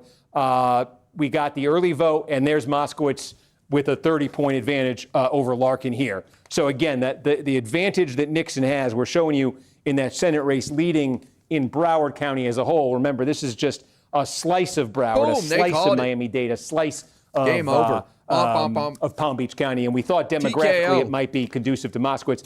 Moskowitz, NBC News projects, survives this primary from Oliver Larkin. Look at that 30-point lead as predicted. Just a complete ass beating. They called it at 27%. My God, never a serious candidate. Oliver Larkin, get a life. Holy crap. You get beat by 30, man. You need to just admit that you were a fraud. Like, come on, dude. Didn't stand a chance. I said it last night. This guy is not serious. He's getting internet points to do God knows what. He just got the numbers. And interestingly, wow, George Moraitis in the Broward portion. Let's call this up. All we have is Broward. All we have is the early vote, and 39-24. That said, Singer's base is going to be up here in Palm Beach County. So he's a little bit outside of his base right here, not finishing in second, but currently running in second. Let's see what happens for Singer when Palm Beach comes in his Boca base, if that upends these numbers. But early on, he's running in second there to George Moraitis, Dan Franzese. I love this clown in my YouTube chat saying that she supports Medicare for all and all. That's like saying Hassan just wants health care for everybody and he doesn't stand for anything else. Give me a break, man. DSA stands for kooky, crazy stuff. Did Bernie endorse her? Did AOC endorse her? I'm curious. Where else do we have votes right now that we could take you to? Things tightened up in Florida 9 that we were looking at earlier in that Republican race. Okay, Florida 9. Yeah, so that must mean, it's... Yeah, Kyle Kalinske said Larkin was... He showed a poll of Larkin winning by 2 or something. It was a dumb bullshit outlier poll by Larkin's campaign. Probably done by that fake organization that put out the fake one for Hong and Karen Bass. The district is going to be in Orange County. Shalafo leading there. Jorge Martinez is from there, but leading him narrowly. So what that works out to is an advantage for Green right now. But what I think is, and then you work your way down here, 17% is Ben Butler. Now, what I think is interesting here is what's not filled in, and this becomes a real big question. Highlands County is going to be just about 20% of the vote. About 20% of the vote in this district is going to come from right here in Highlands County. This is where Ben Butler is from. And just sort of culturally and demographically, these counties here are distinct from the rest of the district. Remember, Republicans redrew this district to turn it into a Trump district. They did that by dipping into this part of the state, which they call sort of heartland Florida. It's rural, it is extremely Republican, and it is Ben Butler's home area. And that's why, so far, Okeechobee, the one county from that region that we've seen come back, looks so different than the others. Look at the number Ben Butler's putting up right there. If he puts up anything like that in Highlands County, which is almost 20% of the vote in this district, and also there's a little bit of Glades County here too, between these two places we haven't seen anything from yet. If Butler is able to replicate anything approaching this, that number is going to zip up. He's down 7,200, right, total votes right now. And where's Butler? He's running 20. I don't know anything about this race. I don't know anything about most of these races down there in Florida, but shocker to see Nixon pounding on Vindman, man. Must have ran a shitty campaign, all I can think. But I think any Democrat was a long shot in flipping this seat blue. We would have to have an incredible, perfect night in November to flip Florida. But shocking turn of events. I don't know anything about this woman. Let me look at her website, see if Bernie and AOC endorsed her. I doubt it. I'm closer into the system, but yeah, I can just talk basically how the first two vote reports reported. Right. So in the first one, Mills was winning that with 43% over Elijah 36%. And in the most recent update, which was 3,000 votes, Elijah was winning that 46-34. So there, oh my God, if Corey Mills goes down, that'll be awesome. So she's endorsed by Ms. Rachel, Cori Bush, Ayanna Pressley, Nina Turner, Rashida Tlaib, Ilhan Omar, and Maxwell Frost. That's it. No Bernie, no AOC. And, Bernie and AOC claim that they support people running in the Senate and Congress, or the House. Like, that's their bread and butter. They didn't even bother endorsing her. So that should tell you something right there. Catch Mills with the remaining vote there in Volusia County. We have to see if it looks any different in Seminole. DSA, delusional silly airheads. Yeah, this is an incumbent who's clearly in some trouble right now. Some big trouble there in the 7th district. Get him, Ryan. In the 6th, I did want to check in. We said we thought Randy Fine would likely be okay. This is what it looks like. This is just one county here, Lake County. We're getting a part of Lake County in. Fine leading that by about 35 points. Again, 7th district. Where else? Kinda sucks because the money that was going to get spent against Vindman is going to other states now. But it's whatever, I guess. Well, I mean, better to get exposed now as a weak candidate than waste our time. That would have been heartbreaking to see him lose by a mile. I don't know who to tune in for Cope. I'm sure Hassan is riding high on Angie Nixon, and they've probably threw poor Oliver under the bus. They've already moved on, I'm sure. Don't care about Oliver. Actually from Pasco County, so none of the constituents from his legislative district were actually in this district. They both were self-funding. They are large parts of their campaign, millions spent on each side. Mike Beltran wins that nomination. DSA, and again, delusional silly airheads. Kinda sucks because the money that was going to get spent against Vindman is going to other states now. But it's whatever, I guess. Just random double alerts. He's been in We're office talking 20 about years. the fucking primaries in the midterms. Like, what do you think the majority of people vote in the primary? I voted for Obama. Just checking in. Looks like Moskowitz and Wasserman Schultz smoked their races, no? Yep. Frankly, I blame a pack and data centers. Ooh. Yep. Moskowitz trouncing his opponent as expected. Daz, thank you for the $10 super chat. Meta, thanks for the 2. I'm sure we'll get a repeat here. Knife Mall, thanks for re-upping your membership on YouTube. 70% of the vote. Do we have, and we got some we got Palm Beach County. To be fair, Vindman is leading there. To be fair, Vindman raised that but didn't spend it. So it's not like it's not 16-1. He didn't spend it. He was waiting for the general. Larkin lost, and so did Elijah Manley. Whoa, James Fishback at 9%. He's cracking 9%. Hold up.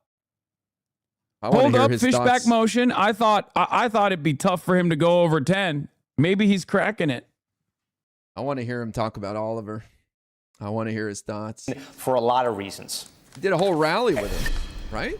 I'm sorry, say that again, Tom. I missed. I think we have a race call in Florida. I think it's Debbie Wasserman-Schultz. Deborah Wasserman-Schultz in the 20. Yep. Yes, absolutely. We on the House side here, Wasserman-Schultz, her district was transformed by this redistricting effort. Her house is actually in a different district. She opted Bill to run Zarian in the 20th is neck district. and neck with this Vines? is based in Broward County.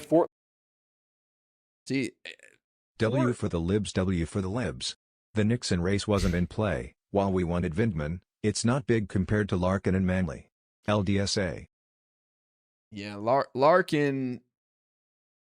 I wouldn't even say the Larkin's big because that was expected too, right? But yeah, I agree. Like the Senate, I don't think it was ever in play. Dan Blizzardin, how do you say his name? Blizzarian? He's doing pretty well. I don't know what race he's in, or I don't know what district. And I think, yeah, more to that point, Tom, in the 25th district, we also have a call here in the Democratic primary. Jared Moskowitz, who is being challenged by Oliver Larkin, who is a Democratic Socialist of America endorsed candidate. Again, this is Broward, Palm Beach, Miami-Dade along the coast. Moskowitz, we're projecting, has survived, has won there. You can see the margin now just over 20 points. So, yeah, it continues to be the story in that Senate race here. Angie Nixon, the candidate of the left, with nearly 3/4 of the vote now. And what we had talked about, Tom, the last time I checked in with you about was Nixon going to be doing better as that Election Day vote came in? It looks like she is. We've seen this in a number of counties now. As the Election Day vote comes in, her totals are getting better and better. Wow. And you can see that's an 8-point margin, essentially, she has over Vindman. So in the Senate race, you're seeing something there that the left, I think, will crow about if this holds, but not necessarily in some of those House districts. Democrats are going to be studying that race. Okay, Steve, thank you. Always great to have you. As the midterm battle.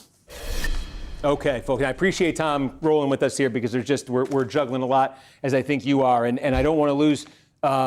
This is the most significant statewide result that we've seen. Again, the others are kind of going to form. This is the one that's I think a surprise to a lot of folks, and that Nixon lead here. Again, the biggest thing she has going for her. W for the libs, W for the libs. The two main things she has going for her. While we wanted Vindman, it's not big compared to Larkin and Manley. LDSA. Freaking double, or some of them doubling, some of them not. Isn't it crazy? It's total madness. Like, what do I even do? Where do I even begin to troubleshoot something like that, right? That's just crazy, man. So frustrating. This isn't nearly as pro-Vindman as this total. It's this Election Day vote that's coming in that's much more Nixon. Now, where is their outstanding vote here? Remember, right here, is the panhandle. The polls don't close here for another 25 minutes. Now, how many votes are here in the Democratic primary? Not many, probably 3 to 4%. It's about 4% of the votes in a statewide Democratic primary are going to come out of these panhandle counties. So, in theory, it's an opportunity there for Vindman. But look, so far, it's Nixon who's winning. These are overwhelmingly Republican counties, but it's Nixon who's winning. Look at this. It's Nixon who's winning up here. Leon County, this is one of the first that we saw come in tonight. Cooked. Jefferson County, kind of get into that, into the bend there. And so, yes, the left here, there'll probably be some debate. What was this? What does this represent? If this is it's something that holds here, there was a lot of talk that, again, Vindman was kind of asleep at the wheel with his campaign. Is a result like this speak to his failures as a candidate? Does it speak to something that Nixon herself? The cruel irony of us running a socialist candidate in the state with the most Cuban expats. Melting face emoji. Good luck. So counter to what expectations were. Again, just checking in, Miami-Dade. Nixon continues to lead there by 18 points. Broward County up to nearly 80% of the vote. She is not winning in Palm Beach County. So, Adam, I don't want to lose sight of this one with so much happening here. And you tell me if I should linger on this screen for a little bit. No, okay. then I do want to just not lose sight of what's happening in the House races, because it looks like in the 7th district we've had a development. Let me take you there. Again, this is Corey Mills, embattled Republican incumbent. He has now fallen behind Ryan Elijah. And why? Because it's still in Volusia County. It's what we said. The Election Day vote. Adam told us about the first 3,000 votes of Election Day vote in Volusia County breaking for Elijah. I said, maybe it's an outlier. Let's see more. Now we've seen more. More Election Day voters come in. It continues. Elijah is pouring it on with the Election Day vote. He's now taken the lead in the count in Volusia County, narrowly, but he's taken the lead. The trajectory, the important thing is with 17% of the vote, a sixth of the vote still to come in Volusia County. The Election Day vote is what this is. The trajectory is clearly pro-Elijah with that. So you can expect him, I think likely here, to expand on this in Volusia as the remaining vote comes in. Now, Volusia is about 45% of the vote in this district. We need to see Seminole. Is Seminole going to look like Volusia, or is it going to look different? For Mills now, it's got to look different. Otherwise, Corey Mills is a problematic guy for the Republicans. He beat his girlfriend. Don't worry, he'll be in Congress till January if he loses. But the reason why I celebrate this is because it shows problems within the Republican Party. I guarantee Corey Mills was endorsed by Trump, and I don't know who his challenger is or what's going on there. If this runs twice, I owe you 5. I'll hit you back on the first smile. I almost guarantee it will. I haven't. Makes no sense to me what's going on with the alerts. I don't even know where to begin. But I love seeing chaos in the Republican Party. And think about it. If Corey Mills, a hardcore Trump supporter, loses his primary, then that tells other Republicans, hey, man, maybe you should create some daylight between you and Trump, which that's going to be tough to navigate for these guys as they get closer to the November election, because Trump is all they got. How do you do the Charlie Kirk song? That's for $20. It plays automatically. And then $50 is the bigger one. So it's that exact amount. On mobile, it's $19.99 and $49.99. I just give people something to play with there. Let's take a look around at some of these districts and see what's going on. So right now, the governor primary for the Republicans, Byron Donalds leading by 49.8. Fishback not breaking 10%. No surprise there. Still 100,000 people coming out to vote for him. That's funny. David Jolly, the person everybody thought would win, is dominating, so that's good. Look, I'm curious about the turnout. 904,000 versus 1.1 million. So about 200,000 people less voting for in the Democratic primary, but I don't know what to make of that yet. Let's look at the House races here.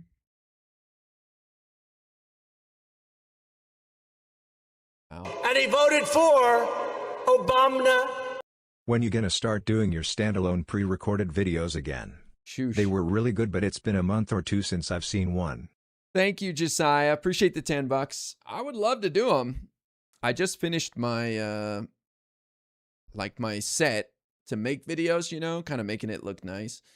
So, and he voted for Obama. When you gonna start doing your standalone pre-recorded videos again? They were really good, but it's been a month or two since I've seen one. First, I got to fix my double alerts. I'll figure that one out. But thank you, Josiah. I appreciate it. I'd love to do them. Just, you know how it is. This is a lot of work. I can't do them in one take like you. It takes me hours, and then I got to edit a little bit. So I just don't have a good system. But I would love to do them. Because, people don't watch hours of a live stream. So if I want people to see my opinion on something, then I got to put out a 10-minute video. So hopefully soon I'll be able to do it again. But this is a wild turn of events here with Corey Mills, the incumbent Republican, losing right now to who knows who the hell Ryan Elijah is. Doesn't even have a photo. That's interesting. Debbie Wasserman Schultz putting a beating on her opponents right here. 47.8% of the vote with 82% of the votes in. DWS criticized for running in a predominantly black district. I don't know if predominantly is the right word. I didn't look at the percentage, but heavily black district from what I read. But looks like the voters decided. Headless Chicken, thank you for resubscribing on Twitch. I appreciate that. Let's see what else. Which district is the Lazarian guy or whatever his name is?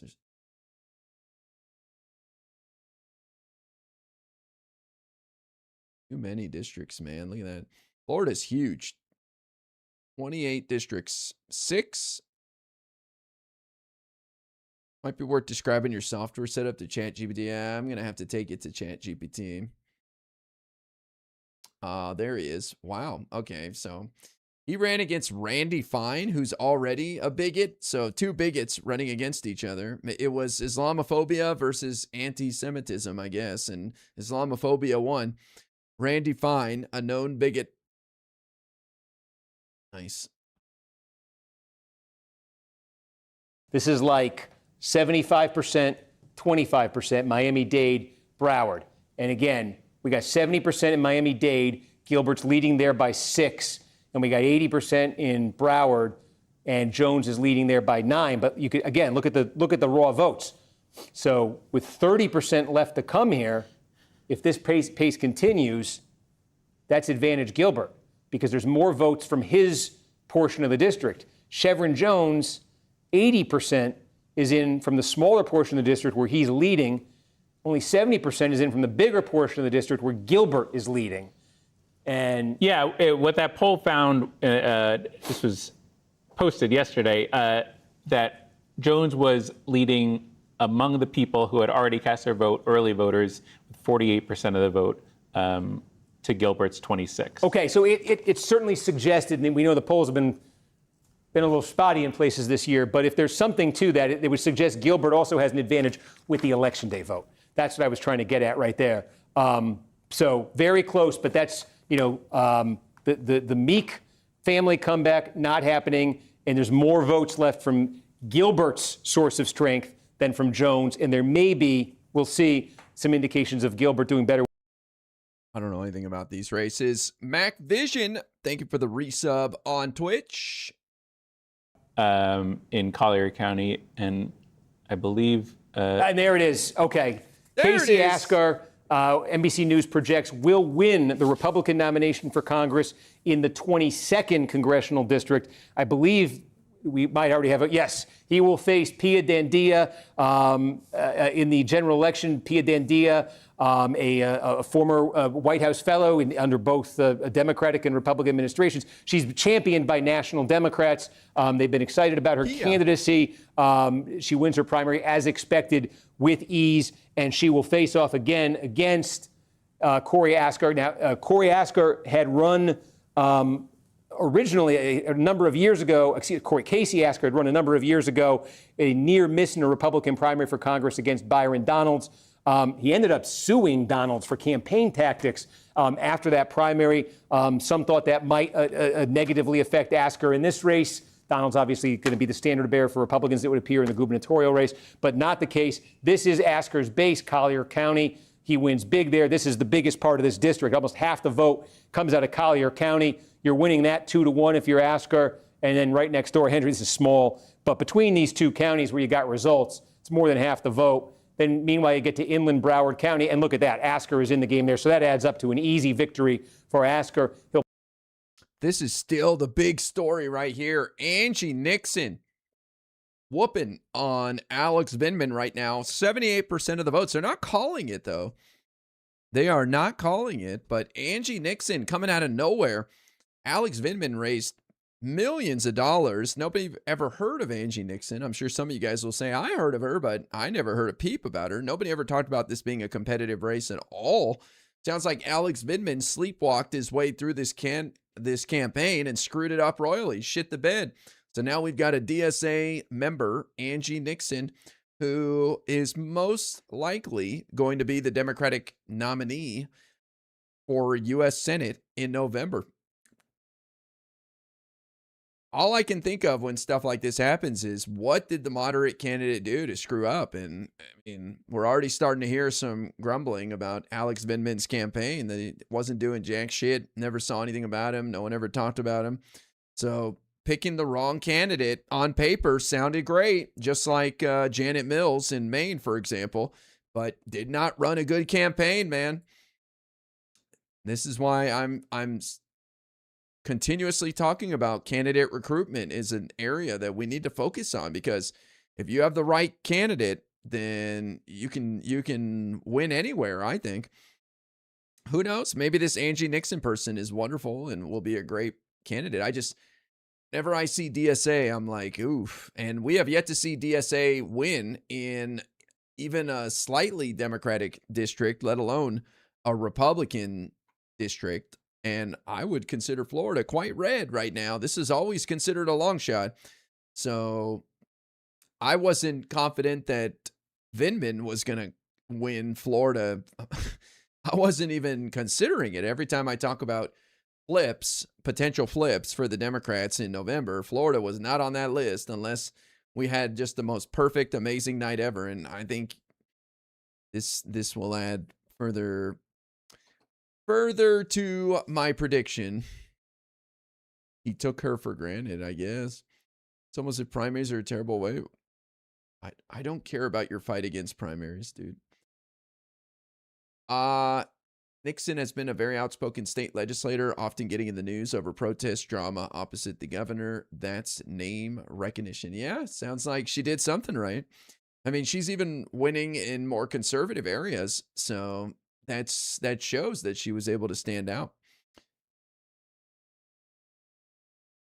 I want to see the final results here in Florida's 25th. Jared Moskowitz already called the winner by NBC News. But right here, the Associated Press results being funneled into the New York Times showing 68% of the votes are in, and Moskowitz winning by 67-33. A 34-point lead right now over very serious candidate Oliver Larkin.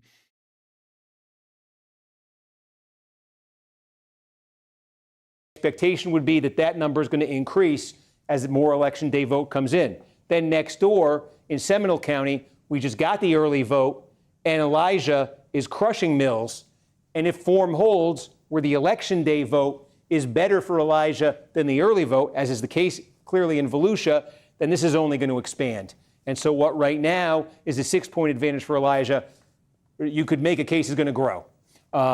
Corey Mills, again, he ran in this campaign, a lot of baggage. We don't need to itemize it here. You're watching this, you know all of it. You knew he was embattled, and again, it was. I thought it might have been telling, right? He had the early endorsement from Trump. Trump reiterated a lot of endorsements in the closing stretch of this campaign. This was now one that he reiterated. And Mills, you could see what's happening here. Elijah, by the way, it's interesting. Again, this is a theme here in these Florida primaries of candidates coming from other states. Elijah's from Indiana originally. He ran in a congressional primary, Republican congressional primary in Indiana, in the Fort Wayne area back in 2010. Then came down to Florida, established himself. Again, I think he was the host of Good Day Orlando. Certainly a good way to get name recognition in a district. Looks like it's paying off from there. Okay. Somebody asked if we could win this. I mean, it's hard to find the PVI rating for these recently redrawn districts, but looks like it's an R+5, so I would argue that is flippable.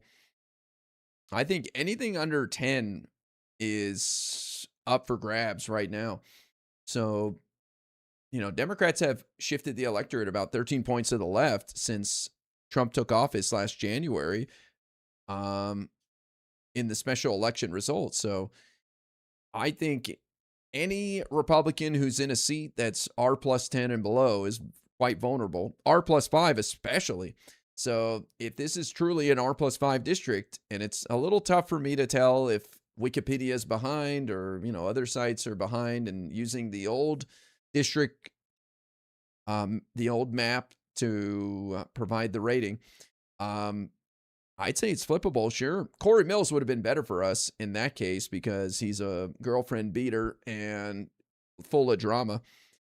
But I don't think it matters too much at this point. People are going to come out and vote based on the economy, the Iran war, Trump's bullshit. Obviously, very MAGA candidate is more helpful to us. But the other side of it is it shows that there's chaos within the Republican Party right now. You've got Corey Mills, who I guarantee was endorsed by Trump. Trump probably loves that he beat his girlfriend and that he's a crook and is corrupt. And it just shows Trump is weak and that Republicans are pushing back against him. And, that's not going to end well for the Republicans in November when you got their party split like that. People like to act like the Democratic Party is split in a civil war between DSA and the moderates, but I don't think so. There's been very few, a handful of victories for DSA, and the majority of the Democratic Party is not DSA. I don't think we have a civil war within the Democratic Party right now. The Miami-Dade portion, Singer's leading big. That's where it's really delivering for him. Yes. An update in 19, not on your shortcuts, but we just got Lee County there. Okay. Okay. Let's get over. Let's find our way south here. And so we had Collier, we needed Lee. Schwartz, okay. So actually 2 questions here. Is that just early vote in Lee? I think there's some mix there in Lee. And we think Collier's complete? Yes, Collier should be complete. And if you want to go to the district-wide. Yeah, that's wow. And yep. So NBC News projects that Jim Schwartzel will win the Republican primary in Florida's 19th congressional district. This is significant. He defeats the Trump-endorsed candidate, Catalina Loff. And we just saw it before that check mark came up. That was the tell. And you got it out of Collier County, where, if you remember, the first votes that came in here, the early vote had Schwartzel leading by 10. And we said, okay, that's a good start for him. But with that Trump endorsement, was that going to result in a big reversal on the Election Day vote? Clearly, Loft did better on the Election Day vote than she did on the early vote, but only enough to cut what it was a 10-point deficit down to 5. And so when she emerges there short, and then you get the early vote here in Lee County showing, the same break, that's enough. That's just too much for her to overcome. So again, this is a overwhelmingly Republican district. This has sort of become one of the core Republican areas in Florida.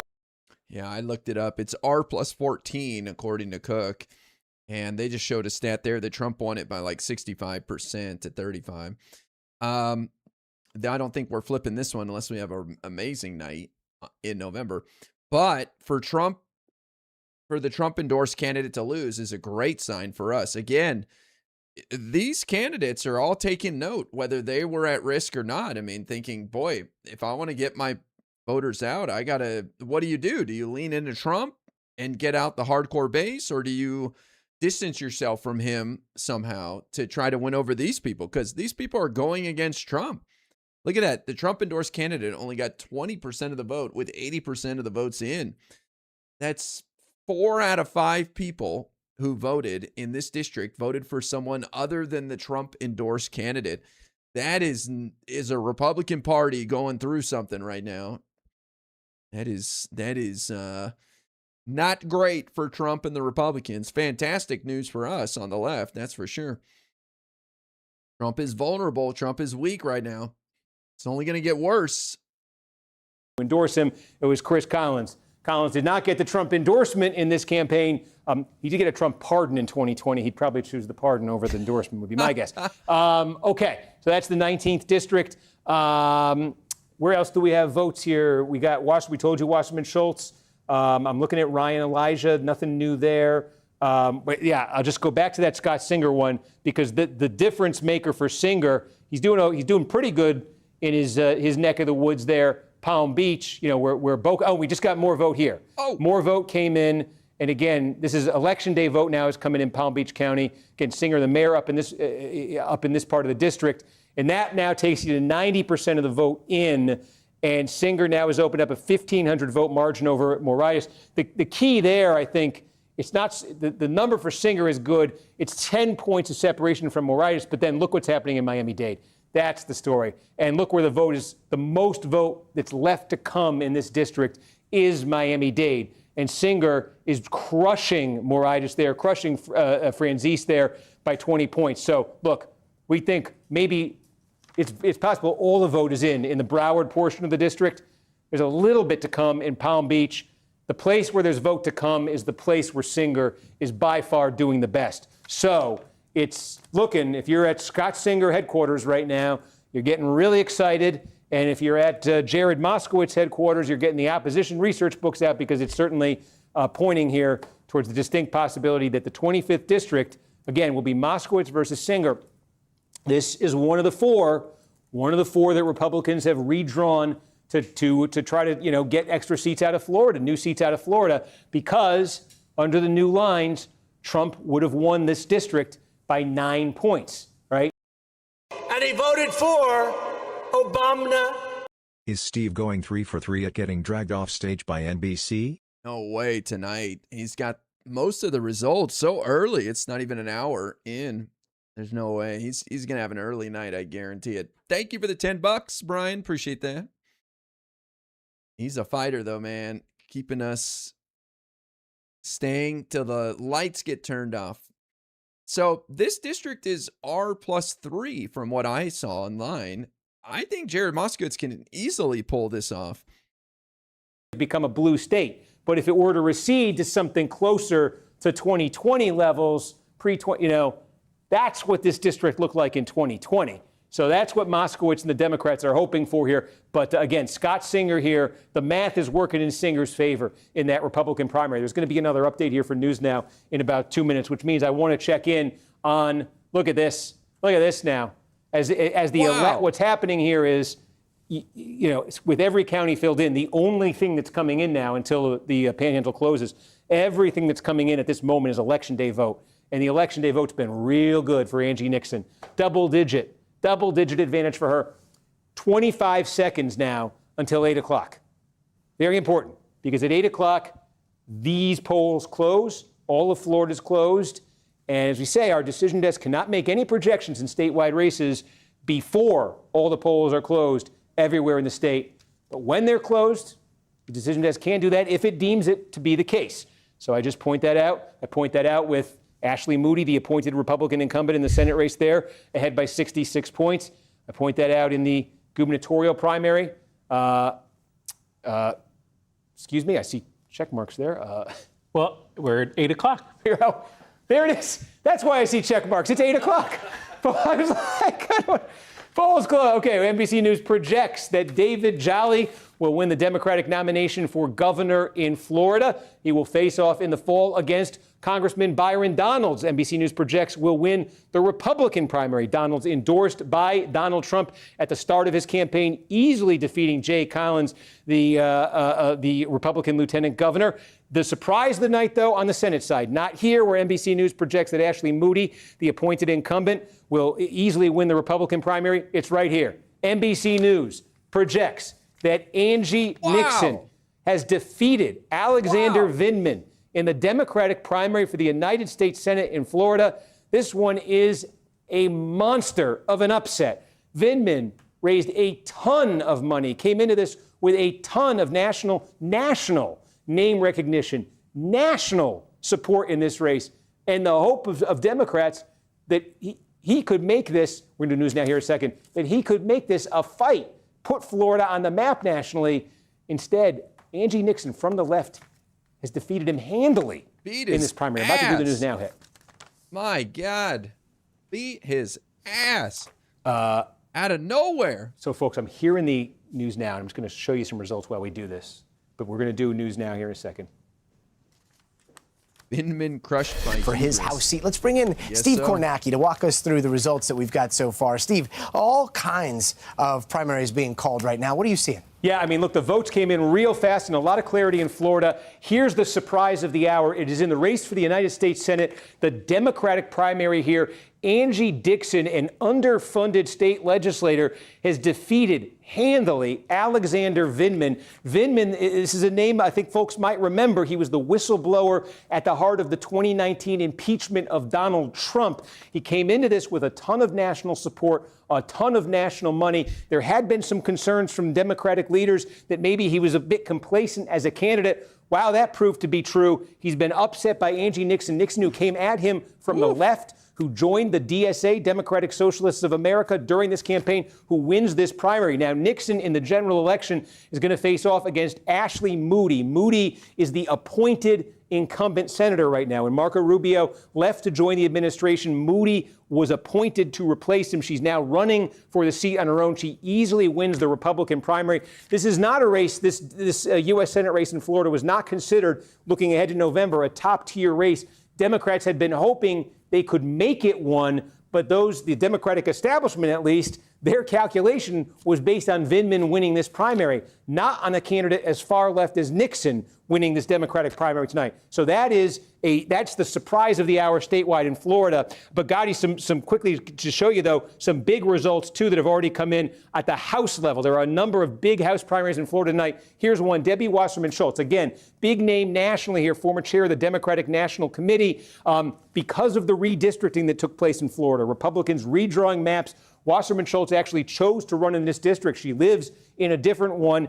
There was some controversy. This is a plurality black district, but she ran here in a primary, and as you can see here, bit of a splintered, crowded field. She's emerged with a solid victory in this primary. This is an overwhelmingly Democratic district, so it looks like Wasserman Schultz is going to survive the redistricting wars in Florida. Another incumbent here, well, let me show you the Democratic side. Another incumbent here who faced a challenge. Whoa! This one's interesting in light of what we just showed you in that Senate race. Oliver Larkin is a Democratic Socialists of America endorsed candidate running against Jared Moskowitz, Democratic congressman here. This is in South Florida, Broward, Palm Beach, Miami-Dade, along the coast. Moskowitz, though, easily winning this, easily defeating Larkin.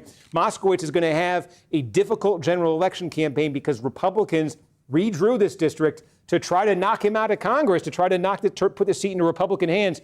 Trump would have won this seat by almost double digits, and the Republican who's going to oppose Moskowitz, it's not, we don't have a result yet, but Scott Singer, the mayor of Boca Raton, is leading, and a lot of the math of the outstanding vote is pretty favorable to him. So, the other major headline of the hour is right here.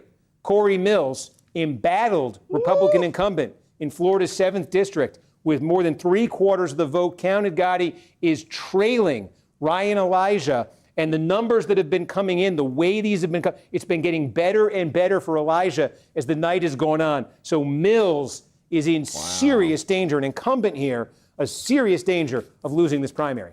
Yeah, very interesting. He's endorsed by Trump, too. I just looked it up. Trump endorsed Corey Mills, the incumbent, going down tonight. It's over, man. There's other places are calling that one. Look, the Angie Nixon. Now all the Vindman resists Libmani can go to actual winnable races.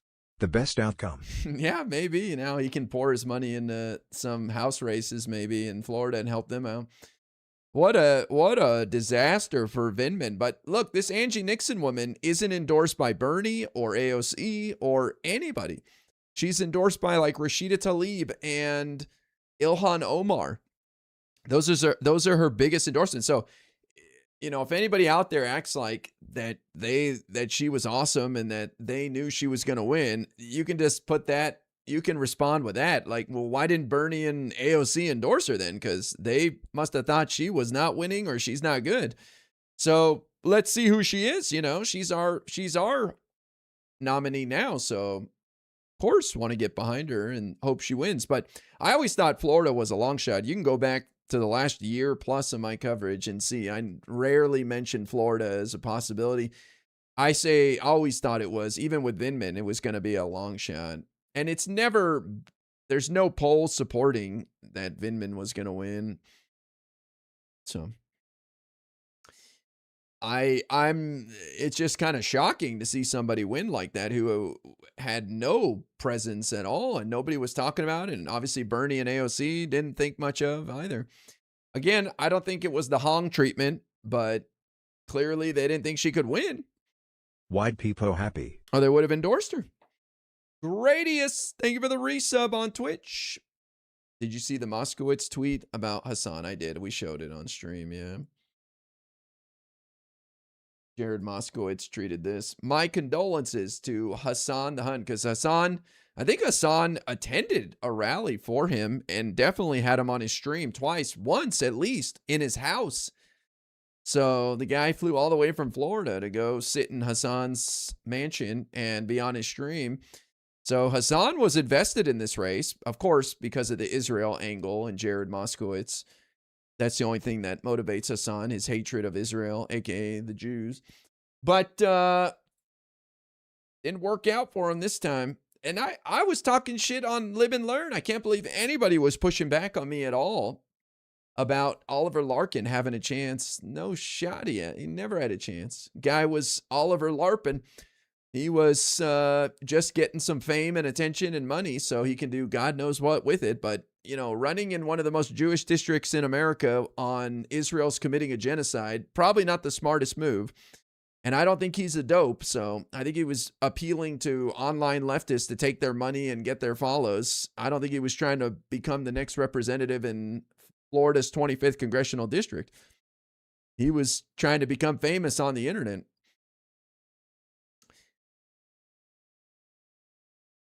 I'm shocked anyone thought this clown had a chance. White people happy. The polls said he was a long shot all along.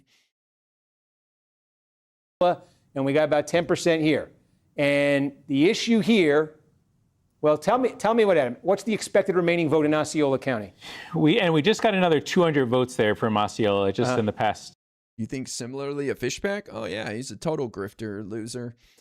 That guy sucks way worse than Oliver Larkin because that guy's a bigot, racist. I think Oliver actually believes in what he says, at least. But the thing that pissed me off about Oliver Larkin is he was just an opportunist. And there's a lot of these guys who will run against high-profile Democrats from the left to try to get that online money and attention and act like a hero, and then they get their back blown out, and everybody's like, damn, what went wrong? I can't believe this happened. It's like, no, this guy wasted your time. He ran a shitty campaign that had no chance of winning in that district.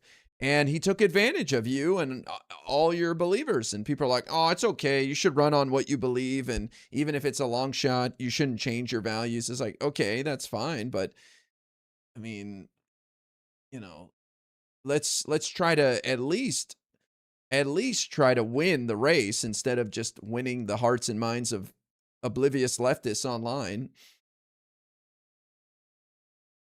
You're feeling real good if you're green. You're feeling really good if you're green. So Dan Green, a former Trump administration official, poured a lot of his own money into this. Again, rides a very strong number. This is Vero Beach, Indian River County, a very big number there. Butler's backyard delivered, but looks like not quite enough for him. Chalifo making a second candidacy here. I mean, like, Hassan should be pissed that he put 1 second into this race right here. Like, Hassan should be way more mad than anybody that this guy shit the bed, that Oliver Larkin failed so miserably. Like, how can anyone be happy that this happened? I mean, really, I guess they would lean on an argument of like raising awareness. I saw Hassan's editor coping on Twitter before a single ballot was counted hours ago saying, this is a long shot, but we're changing minds, and this is a bid for the future, and Oliver's doing a great job convincing people. Oh, okay. Yeah. I think what he's good at is taking money from leftists and getting their attention. That's about him. You think Fishback's campaign is a vehicle for a Supreme Court ruling? I have no idea what you're talking about. I don't even get why they even tried for the seat. Because they had the boogeyman of Israel. Jared Moskowitz is an ally of Israel, and they want to run against the big bad Israel man. That's it. That's all they care about. They don't care about anything else. Like, there's tons of races out there that DSA could probably win and Hassan could help them win, but there's no Israel boogeyman in those races, so they don't care. Was there any... Just take a quick look here. I wanted to see if, there was. I was Lois Frankel, Palm Beach County. Again, she got mixed up in this redrawing too. She was challenged on the left from Victoria Doyle. Doyle got no traction there. Clearly, I was curious if there'd be something there. I'm gonna. You catch the Moskowitz trolled Hassan? Yeah, we saw that. I'd argue they're hurting the DSA. I would argue that Hassan investing in these races where they lose by a mile definitely hurts DSA and it hurts his audience. Remember, Hassan's audience is like impressionable young people, and they don't take losses very well. They're the type of people who, when the stock market goes down 10, 20%, they sell everything thinking it's all over. And I guarantee when they lose like this, they take it to heart, and it's very painful and probably demoralizing and leads to disillusionment. So I think Hassan has to be careful in the races that he supports, especially ones that he personally gets involved in, because his audience is going to take that harshly. I don't think he's very good at like, hey guys, this is just a step, okay? And we're going to keep improving on this, and here's why it was good that we lost by 30%. Like, I don't think he's got people like that, you know? Hassan fans aren't invested in the stock market. They live with their parents. I agree, but it's the best analogy I can come up with. You catch the Moskowitz troll. It's the best analogy I can come up with. Even if by some miracle they won the primary, I don't get why they don't understand it would have flipped Republican. They don't care. It's about beating a lib. It's about defeating Israel. It's about taking on the Jews. That's it. It doesn't, there's nothing else to this race for them. That's it. Really, let me take a look. Yeah, we don't have the breakout there quite as finely, but I'll look into it a little bit more. Okay. But so again, that's... sorry, we did make a call in 25. Well, there it is. We knew it was coming, folks. We took you through the math. The story here for Scott Singer is that Miami-Dade delivered. It delivered for him in a big way. Did we get more there, or was it just sort of checking maybe? Yeah, so Scott Singer, the mayor of Boca, will win the Republican nomination in Florida's 25th district, and that sets the stage for a race we will spend an awful lot of time talking about this fall, I think. It'll be Singer versus Moskowitz, one of the 4 districts that Democrats, represented by Democrats, transformed by the DeSantis-led mid-decade redistricting.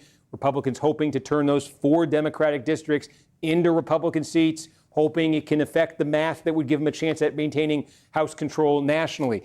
Of the 4 districts that Republicans are targeting in Florida, this is the one Democrats, I think, have are the most hopeful about retaining. Moskowitz, an incumbent in a district that at only 9 points, it's the closest of them. The 4 districts that were redrawn under the new lines went for Trump by anywhere from 9 to 17 points. This is the 9.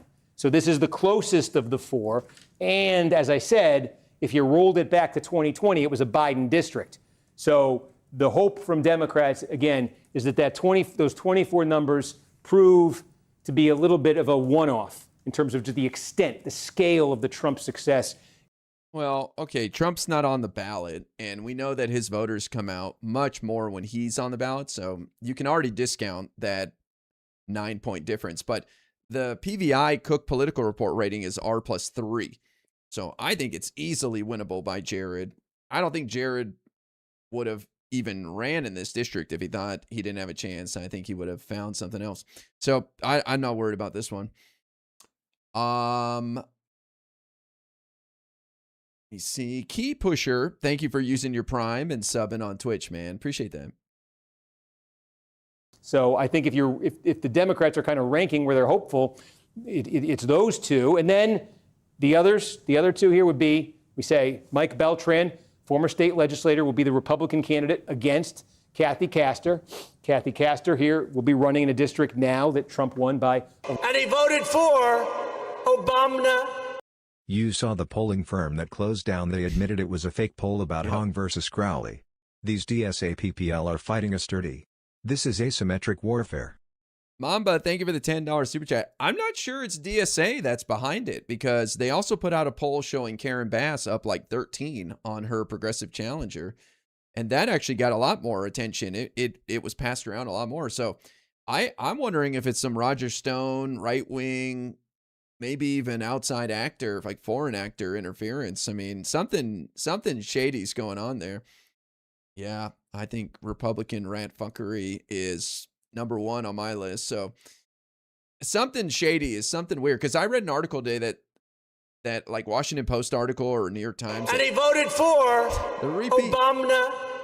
You saw the polling firm that closed down. They admitted it was a fake poll about Hong versus Crowley.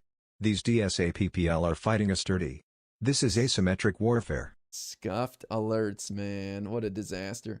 The article I read said they interviewed a bunch of polling orgs and experts, and they said it makes no sense, the explanation that it was a scientific experiment or something. Like, it just doesn't make sense why they would do that with the timing and revealing it. So something's going on there. We're going to find out more as time goes on, I'm sure. But yeah, the big story is the Senate primary for the Democrats, with Alex Vindman going down by 10 points at least. He got his ass kicked. Absolute madness. Now, I will say, I think everybody's caught off guard by this, because Bernie and AOC did not endorse her, and she had very few endorsements. So I don't think they thought she had a chance. It seems like AOC and Bernie want to ignore DSA types that they don't think can win, like Hong.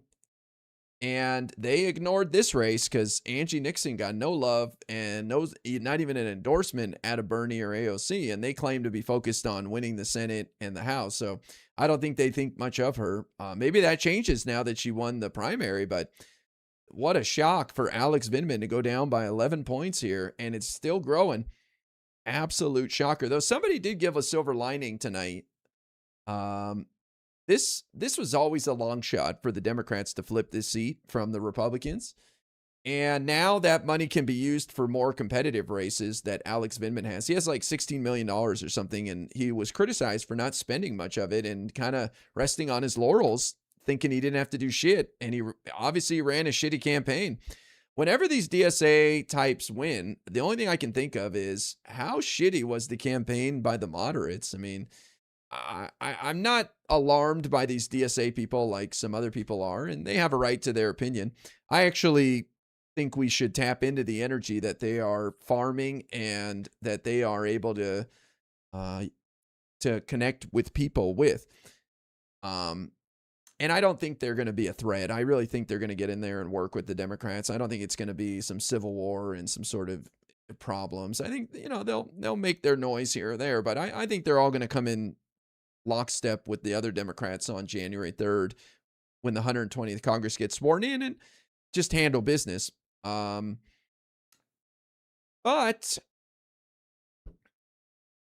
this is definitely an upset, and I think everybody's surprised. I mean, this is not even close.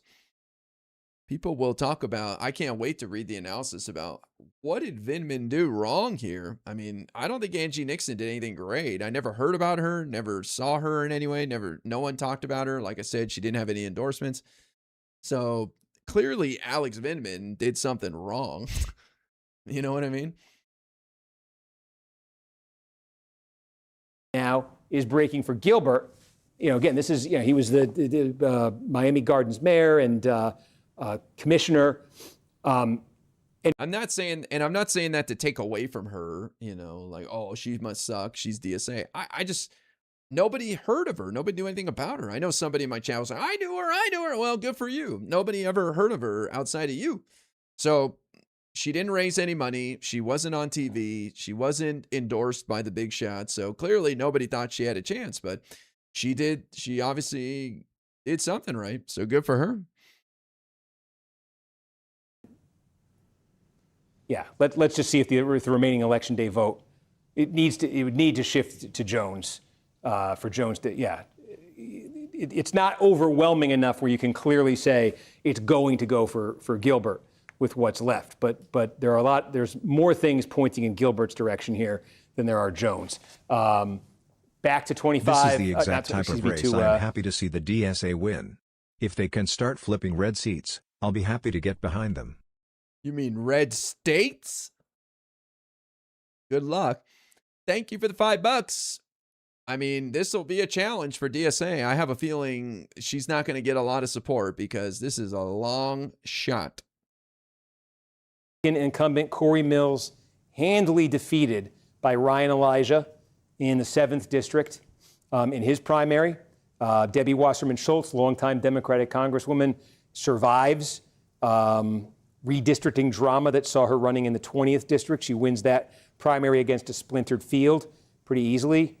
Jared Moskowitz easily beats a DSA opponent in the 25th district Democratic primary.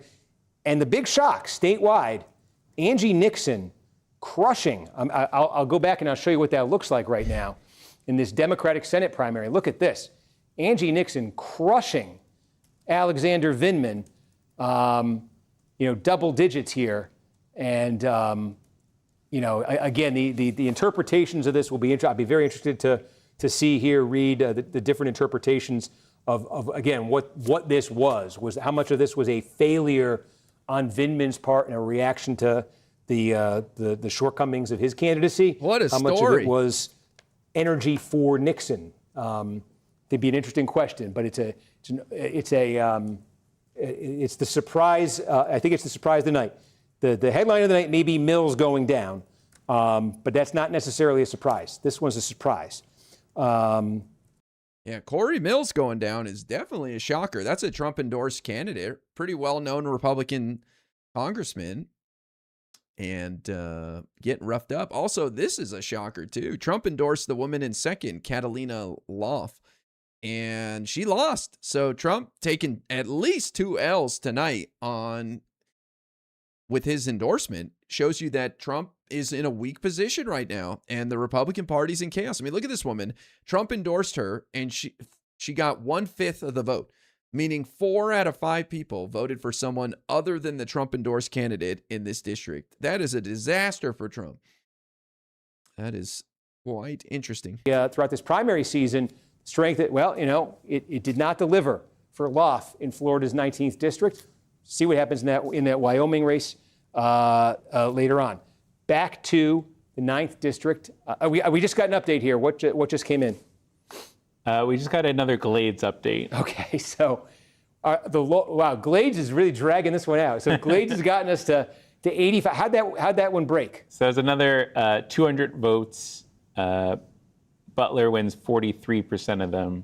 Yeah, which is, it's good for him. But again, it's close, but it's really hard to see where Butler could get the extra that he needs here to get past Green.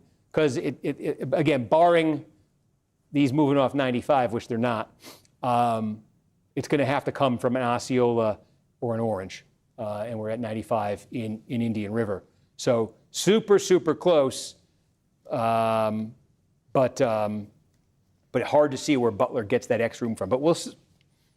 That's me talking. That's the decision desk makes these calls, obviously. And in the 24th district, again, what it really is coming down to here, what it has come down to, is this, Miami-Dade County, where we still think there's about 12,000 votes left. It's Election Day vote, and the Election Day vote there has been breaking for Gilbert, but it's only been breaking for him narrowly. Narrowly enough that, for all we know, the next installment could break for Jones the other way by a few points. He's trying to make up 1,300, with 13,000 left. If he wins the remaining votes by 10 points, he makes it up. That looks like a tall lift for him, but it's not something you rule out when what we've seen so far from the Election Day vote's not that overwhelming. I got to just take a tissue here, 1 second.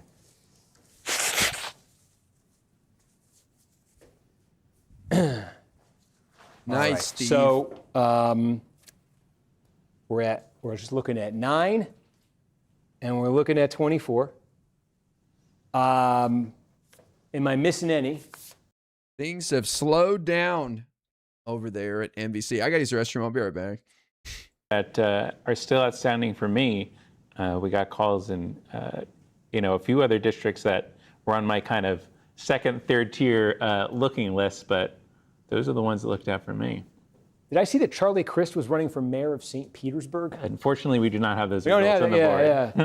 Well, I was having flashbacks to 2010. I thought it was 2010 for a minute because I'm looking at the 24th district. I see the name Kendrick Meek. I think 2010. I see Charlie Crist, St. Petersburg, I think 2010. Remember that whole campaign? Crist was running and then it imploded and then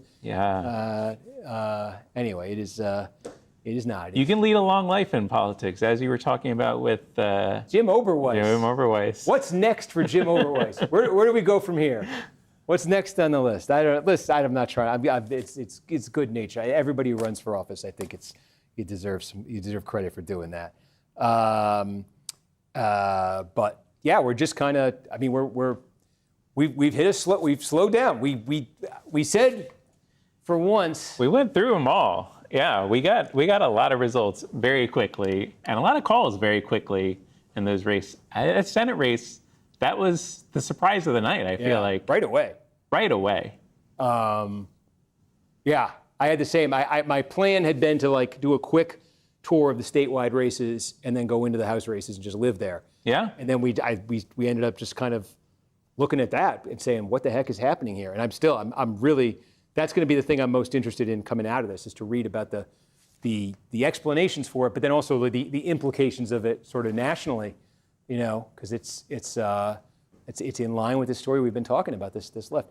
I also want to say for the folks in the studio who put this on, the heroes who, for 2 straight weeks, have labored until ungodly hours. I walked in tonight and I told them, I said, I think it's going to go. I think Floor is going to go fast tonight. And guys, yep, early night for the crew. We're not going to get an update on Alaska till 1 a.m. Eastern when their polls close for whatever reason. But Alaska has their open primary for the Senate seat. Dan Sullivan, the Republican incumbent, is up for re-election, and he's being challenged by Mary Patola, former congresswoman who represented the state. They only have 1 seat in the House, so it's a statewide seat, and she had it until the 2024 cycle where she got swept out with a bunch of Democrats. So she has the ability to win statewide, and a Republican represented that seat for like 50 years, I kid you not, till he died. And she was able to win. Now, this is like a jungle primary in Alaska. The top 4 advance. So everybody's on the ballot: Republican, Democrat, Libertarian, Freak Party, whatever. All of them are together, and the top 4 advance to the general. And then they use ranked choice voting to sort it out from there in November. Hang on, Chad. Gotta sneeze. CHSHHHHH. CHHSSSHH. Good one. But as you can see, the polls don't close till 1 a.m. Eastern. Now, the question here isn't, is Mary Patola going to advance, but how much, how many people come out and vote? And we'll get an idea of how popular she is, what kind of excitement there is for her and this race. The other thing is this Daniel J. Sullivan guy. You can see he's got the same name as Dan Sullivan. He was playing games trying to get on the ballot as a Republican to trick people to vote for him by accident. And what the Republicans did, first they tried to kick him off the ballot. And a judge actually ruled in their favor, which is total bullshit and shocking. Just because you have the same name as somebody else, you can get kicked off the ballot? That's crazy. But anyways, he's back on the ballot, and they made him have his whole name Daniel instead of Dan, and Junior at the end. And then they also put incumbent next to Dan, the real Dan Sullivan's name, to really make sure people don't mix the two up. So just more tricks from the Republican scumbags. But wow, the big story. Hang on, Chad. Gotta sneeze. CHSHHHHH. God damn it. Double alerts. The big story. Angie Nixon coming out of nowhere and raffle stomping Alex Vindman. This was always a long shot to flip this from red to blue in November. But Alex Vindman had been the nominee since he got into it. He had no serious challengers. And I guess he didn't take it seriously because this woman, who nobody ever talked about at all, isn't endorsed by Bernie or AOC. She recently joined DSA during the campaign, from what I read, what we heard. And she ends up ends up stomping him by 11 points and growing. I mean, what a disaster. What happened? I'm with Steve Kornacki. I can't wait to read about what happened here. How did this happen? That's crazy. And of course, Jared Moskowitz wiping the floor with his totally serious challenger, Oliver Larkin, who Hassan invested in. Hassan had him on stream a couple times. I think even went to a rally in Florida for him. I don't know. I don't remember. But very serious challenger here. Oliver Larkin losing by almost 30% here. 27% with 91% of the votes in. Jared Moskowitz sleepwalking through this. Like 0.2% of the audience. It's the big horse race, 3-year-old fillies at Saratoga this weekend. Can she do a mile and a quarter? Maybe it won't matter with the field that's in there against her. That was a question from Jimmy there. Okay. That's pretty good. Wow, Corey Mills going down. There's a Chad Brown one in there that's a little interesting. But what's been your most surprising result this midterm season? Well, that's a good question. What were the? I remember being surprised by how emphatic Cornyn Paxton was, because remember we came on the air and we got Denton County. Larkin is the only one Hassan actually donated to. Is that true? I don't know if there's any way to prove that. Definitely, I don't know who Hassan gives money to or not. We know he had him on stream twice, at least. But yeah, someone else was saying that he donated the max to him, 7,000. And gee, I wonder why. What was so interesting for Hassan about Jared Moskowitz's race here? I wonder where was the interest? You know what I mean? I wonder what drew him to this race that was a long shot. I wonder. Think about it. Your alerts were going off during L&L but not doubling. Are your TTS getting processed or routed through two different processes? It's a good point. So I had the alerts muted within this scene, and yet they were still playing somehow, which makes me think that they're playing through one of my other apps, either through my browser where I have open tabs for my channels, but those are all muted. The tabs are muted, or the social stream program I use for the chat that does have has a source for each of the channels. So it's tough to say what it really is. Or it could just be something in OBS, like something got screwed up in OBS. So I really don't know. It's a very frustrating problem because sometimes they repeat, sometimes they don't. Sometimes they repeat within a second, sometimes they repeat a minute later. Sometimes they don't repeat at all. So it's very frustrating. Yeah, Hassan not beating the anti-Semitism charges. You know what I mean? Like Moskowitz.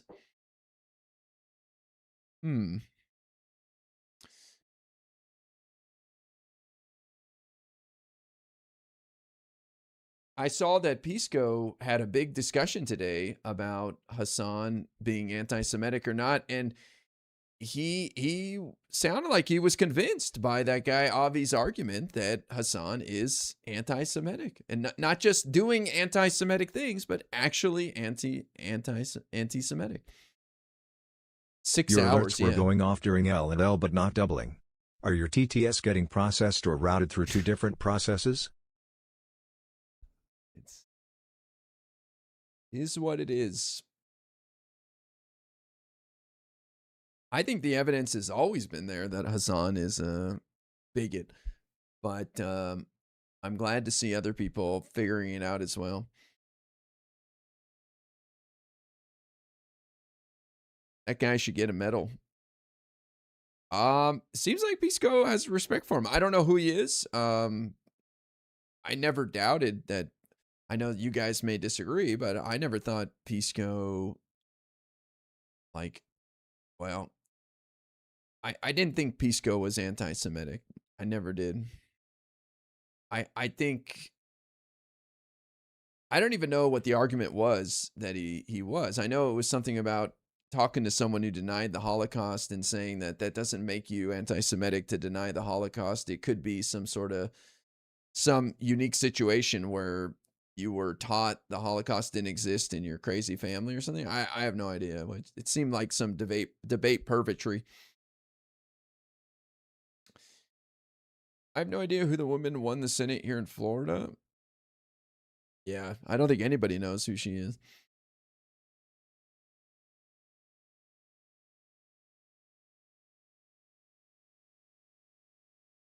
It's thrown around so easily. I do think the charge of anti-Semitism is thrown around pretty loosely now, but most people deserve it, in my opinion. Like, nobody's being convinced that these anti-Zionism people that just harp on anti-Zionism all day long, that they love Jewish people, they just hate Zionists. Like, nobody's falling for that shit. It's just it doesn't add up.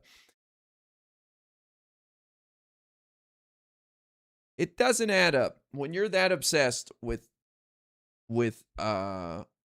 Israel. I'm already suspicious. Already suspicious.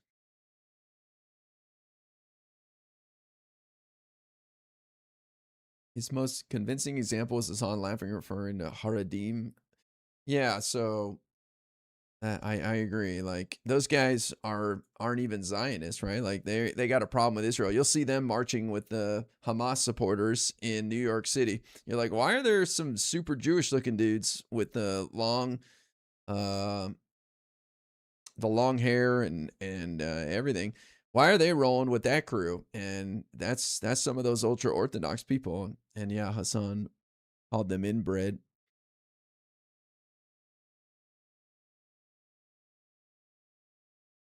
They never speak about Christian Zionists. Yeah, that's true.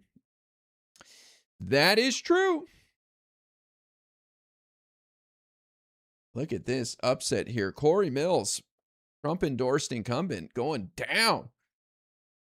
Clean wrap up of all the different races. So I don't want you to kind of roll into it casually. But the one question I thought was kind of interesting that came in the chat was there a difference between, in the Florida Democratic Senate primary race, between the oldest county and the youngest counties? And the way I was just looking at it here on the thing, this is not strictly Democratic primary electorate that I have here based on median age, but one of the oldest counties is Sumter. Yeah, well, the Villages, yeah. The Villages, and we had, I think Vindman was winning that, is that right? Yeah. Yeah, this is the Villages. And one of the youngest counties overall is Leon. Which we saw right away. And we saw that right away. And just based on those two, you can see a little bit of that split. But, Gainesville. Yeah. I think Orange is pretty young. Orange is pretty young, and Pisco also was treating it like a murder charge in that he wanted someone to prove intent rather than just Hassan did a bad that resulted in bad outcomes. Yeah, I mean, I get it. I get it. It's fine. But the one thing I was talking about earlier is I was hanging out, I was watching Pisco this weekend, and boy, all the Destiny haters have made their way to his channel. It's quite remarkable. I mean, they're all there, all the names you can think of, and they're openly chatting and super chatting. It's like they're not even trying to hide. They're just, it's so obvious what they're doing. It's like they think this is our newest tribe member. I don't think Pisco's going to join them. You know what I mean? I don't think he's going to join the Destiny haters. Like, the reason I say that is because I think Pisco has more important things to talk about. Like, he actually enjoys talking about court cases and the judiciary and our politics, and he enjoys debating politics. So, like, a lot of those other people don't have anything else to talk about. They're just scorned by Destiny, no longer want to be friends with him or whatever. And so they just, their whole life turns into hating on him. I don't see Pisco joining them in that. But I mean, it's tough, you know. You got to attach. You don't have to attach yourself to somebody, but it's hard to be on your own and you don't have other content creators, big content creators you can talk to or be a part of their community. I mean, that's part of how you make it as a streamer is you make some friends. Pisco is your friend. Surely you know how to speak through to him, yeah? Also, you grew up on a kibbutz and you just wanted to skateboard. I did not grow up on a kibbutz. I visited a kibbutz that my mom was from in the summer when I was a kid. But I guess I could talk to him, but I don't feel any need to reach out to him and talk to him.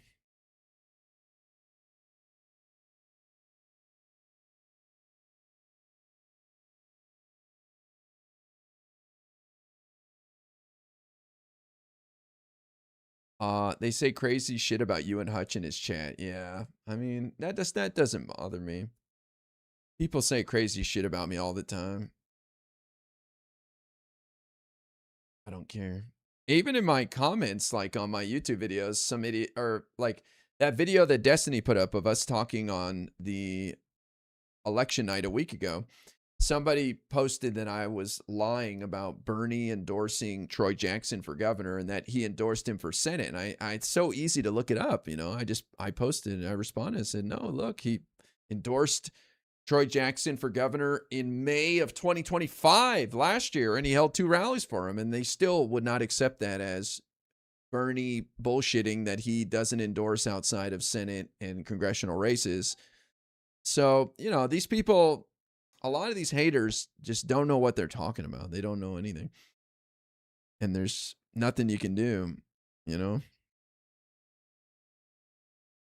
Like, you could argue with them, but I ran into this problem with MAGA where I would debate some people that are MAGA, and I would present the facts and they just could not accept it. And the best thing I found to do would be to make them look it up with me. Pisco is your friend. Surely you know how to speak through to him, yeah?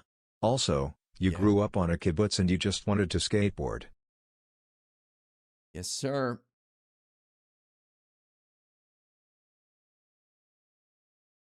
Yes, sir.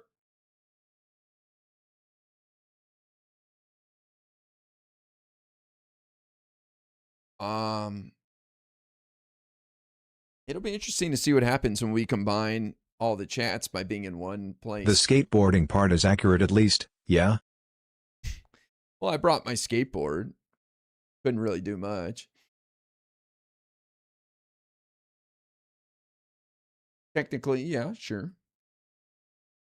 That was my thing when I grew up. When I was a teenager, I skateboarded all the time. Kept me in great shape. Wasn't very good, but I could do some tricks like kick flips and stuff. Murky, it's 200 bits for TTS, just FYI. Isn't the Zionism DSA keeps fantasizing about really just Christian Zionism? I don't know.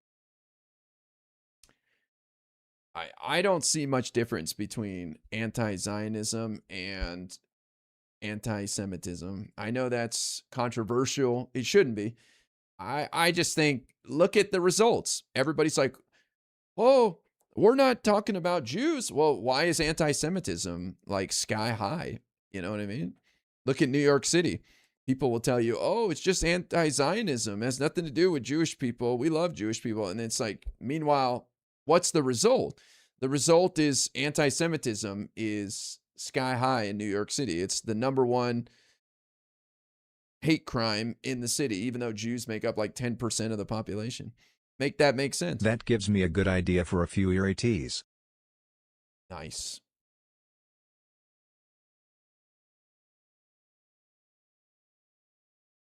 They blame Israel doing bad things on anti-Semitism. Yeah, like, I'm sorry, but Israel doing something on the other side of the globe should not have blowback on random Jews in America, right? Like, obviously the leaders are not speaking about this properly, and they're just like fanning the flames of anti-Semitism by attacking Zionism. Well, if the result of attacking Zionism leads to Jews being hate crimed, maybe we shouldn't go down that road. And it's like, oh, so you can't criticize Israel? No, there's a smart way to go about it. Obviously, these people aren't doing it in a smart way.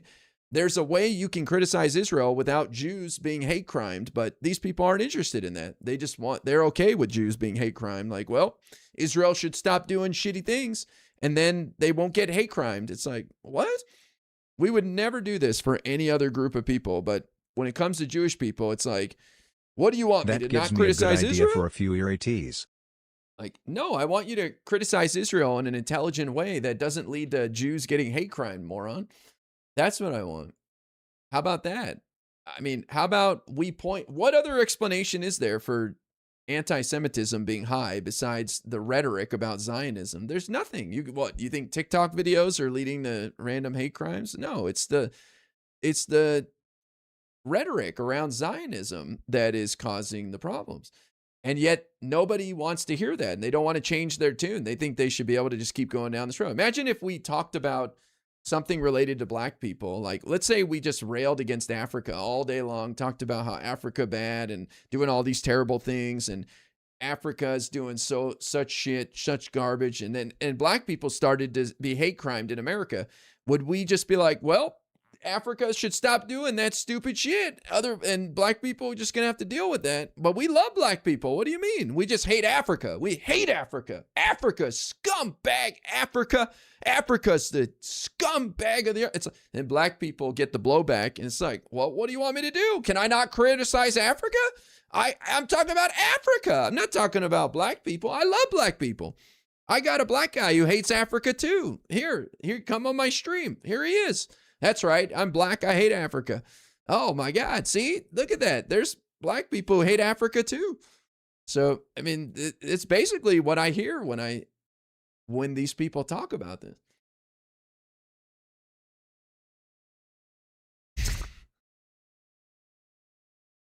Them's the breaks. Welcome to being a Jewish person in the world. Nobody gives a shit and they think you're all rich and doing great and you run Hollywood and you have nothing to complain about, so we get to shit on you, you know? It's just how it is. United States Senate, a lot of drama in Florida tonight. Get him, Steve. A lot of drama. All right.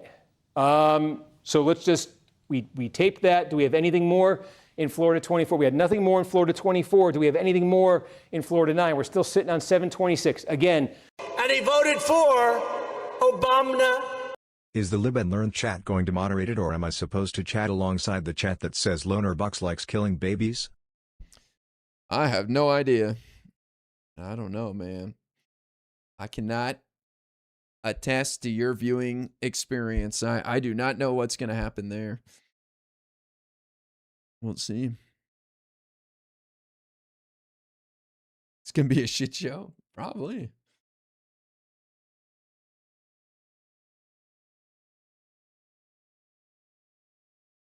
I mean, And he voted for Obama. Is the Live and Learn chat going to moderate it, or am I supposed to chat alongside the chat that says Loner Bucks likes killing babies? I volunteer Jen and Lamb _ Micah's tribute. I don't know. We haven't talked about mods. I don't know what'll happen if I get involved in moderation. I almost don't want to, because my mods, the way I run my channels is a lot different than the other guys. And who knows what'll happen there. Eerie themed kickflip Swen? Do we get Mighty Beans? Look at that. That one was like doubling right out the bat. Barabas, thank you for the super chat. Oh, what's this? That's right, I'm black, I hate Africa, Erie. There you go. Karchar with 1,000 kicks. See, the fact that it happens on Kick, Twitch, and YouTube means it must be something with OBS or this program I use to show chat on screen. I don't know. Thank you, Karchar. I appreciate that. Emo only mode? Might have to do that, honestly. Think about it. First of all, the goal is to combine chats so we have a bigger crowd so we can pitch the pod to bigger people, right? So if you guys, if not you guys, but if people are saying crazy shit in the chat, then that's not going to help us, right? That's going to scare away people. I don't understand why Vindman isn't winning. Yeah, you and everyone, nobody has a clue. I mean, people have an idea that he ran a shitty campaign and didn't spend his money, but everyone's fascinated what happened there. This California 14th race, polls close at 11 Eastern. All right, that's 2 hours from now. I don't think there's anything we're really waiting on. I appreciate you guys being here and hanging out and having fun, but I don't think we're really waiting on anything. I doubt. Oh yeah, Steve is done. He's off the air now. Have you guys had Alice Poole on Live and Learn yet? She was just on Wick's stream. She's an absolute lib queen. We need to elevate her. I don't know who Avi that was is. successfully able to convince Pisco that Hassan is anti-Semitic. I saw that. Yeah, bless his heart. And I saw people in Pisco's, I was watching some of that, and I saw people saying, this guy voted for Trump. This guy voted for Trump. It's like, who cares who he voted for? Like, people are looking for any reason to not believe the words coming out of that guy's mouth in the argument. Like, just, this guy voted for Trump. I swear somebody said that as pushback to proving that Hassan is anti-Semitic. Well, sometimes the people you don't like are right. You know what I mean? I don't know who that Avi guy is. I've seen Pisco hanging out with him on his stream before, but I don't know who he is. But he did a great job presenting the argument of why Hassan is anti-Semitic. Something I've believed for a long time, but I don't really talk about it because you go up against a wall if you try to convince people Hassan's anti-Semitic. You know, it's like, I just tell people I believe it, but it's up to them if they want to believe it or not. But it's like, you're just fighting against a fire hose if you try to convince people. Good luck. Live and Learn needs to take a lesson from Hassan and employ some shock collars. Can't believe you're spreading the lie, the debunked conspiracy coming from a certain community about Hassan mistreating his animal. He would never do that. He loves that dog. You should debate Avi about Trump TBH. For the lols. That'd be fun.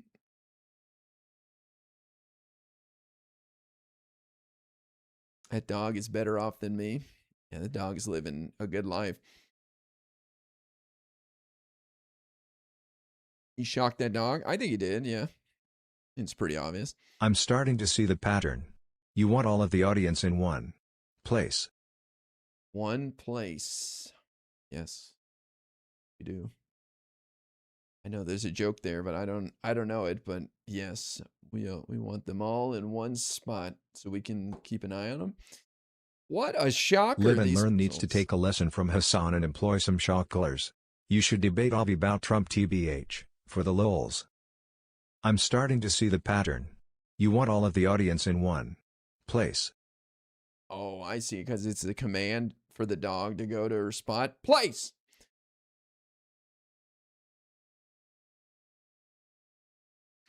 Listen, training dogs is not easy if anybody's done it. I had a Shih Tzu, and they are known as the most difficult dogs to train. I mean, I'm sure there's others, but they are up there in the top.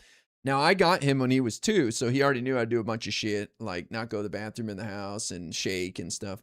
But I did teach him to go up a ramp. Wyoming primaries in 5 minutes. Most important primaries of tonight, of course.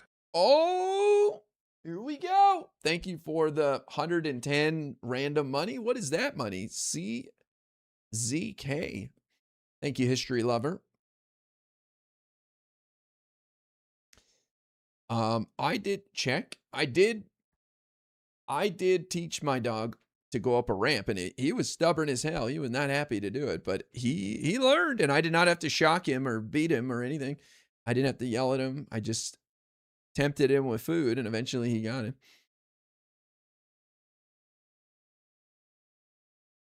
So my point is, I don't think you need to electrocute your animal to train them. You just need to have patience and and be understanding that they're a wild beast and they don't understand what you're trying to do. But I don't know. It's like being spanked, you know, like I was spanked when I was when I was a kid, and it was horrific. And nowadays spanking is very frowned upon. Avi doesn't support Trump anymore. He only supports Rubio for next rep president, and 11 said he'd vote for Rock. Oh, interesting. Wyoming primaries in 5 minutes, most important primaries of tonight, of course. Hell yeah. I don't know what kind of person would electrocute their dog as a form of discipline. When I had a dog, he was family. He was in the bed with me. That was my family, man. Like, I just couldn't even imagine harming him in any way or even making him uncomfortable. Like, it just did not compute with me in any way at all. So it's kind of psychopath behavior, in my opinion. That's not normal human dog relationship. You're my favorite Jewish guy. Erie for the win. Oh, wow. Glad I've got that title. It's just not normal human dog owner behavior unless you're, I don't even know why you would do that. Fortunately, shock collars are the most effective way. Okay, but when you say that, you're implying that there's other ways, but it's the easiest and most gets the best results.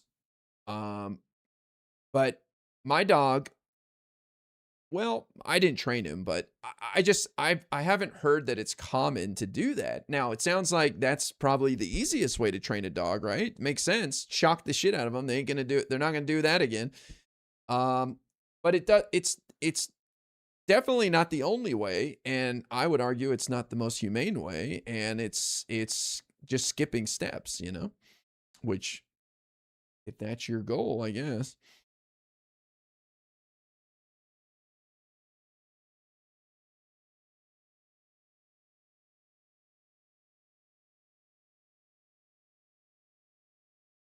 You're my favorite Jewish guy. Erie for the win. Most pro trainers use them. Damn.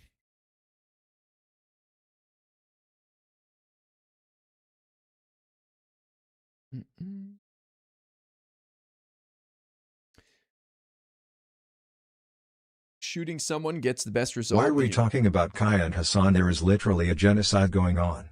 Yeah, you're right. That's true. My bad. Shooting someone's the best way to get them to shut up. That's true.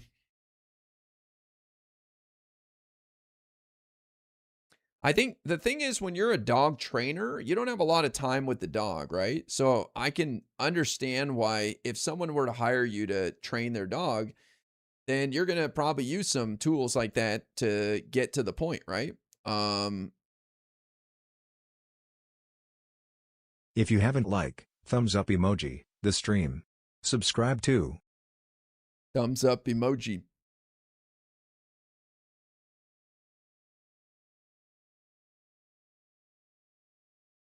Thumbs up emoji.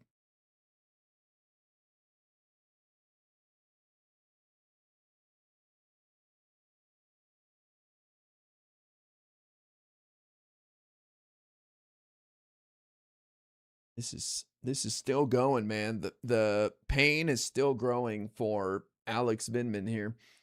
What a disaster, man. What a meltdown. What is Hassan saying anyways? Let's see. Oh, he's moved on. Mine and try to kill me. You know what I mean? Thank you, Republicans. Thank you, RNC. Thank you, Fox News. And thank you to the Democrats who are leaning into that shit too. Oh. Poor Hassan. He's the victim. If you haven't thumbs up emoji, the stream. Subscribe to. Hassan's the victim. Where is a live feed of this? Let me see. Angie Nixon live. Oh.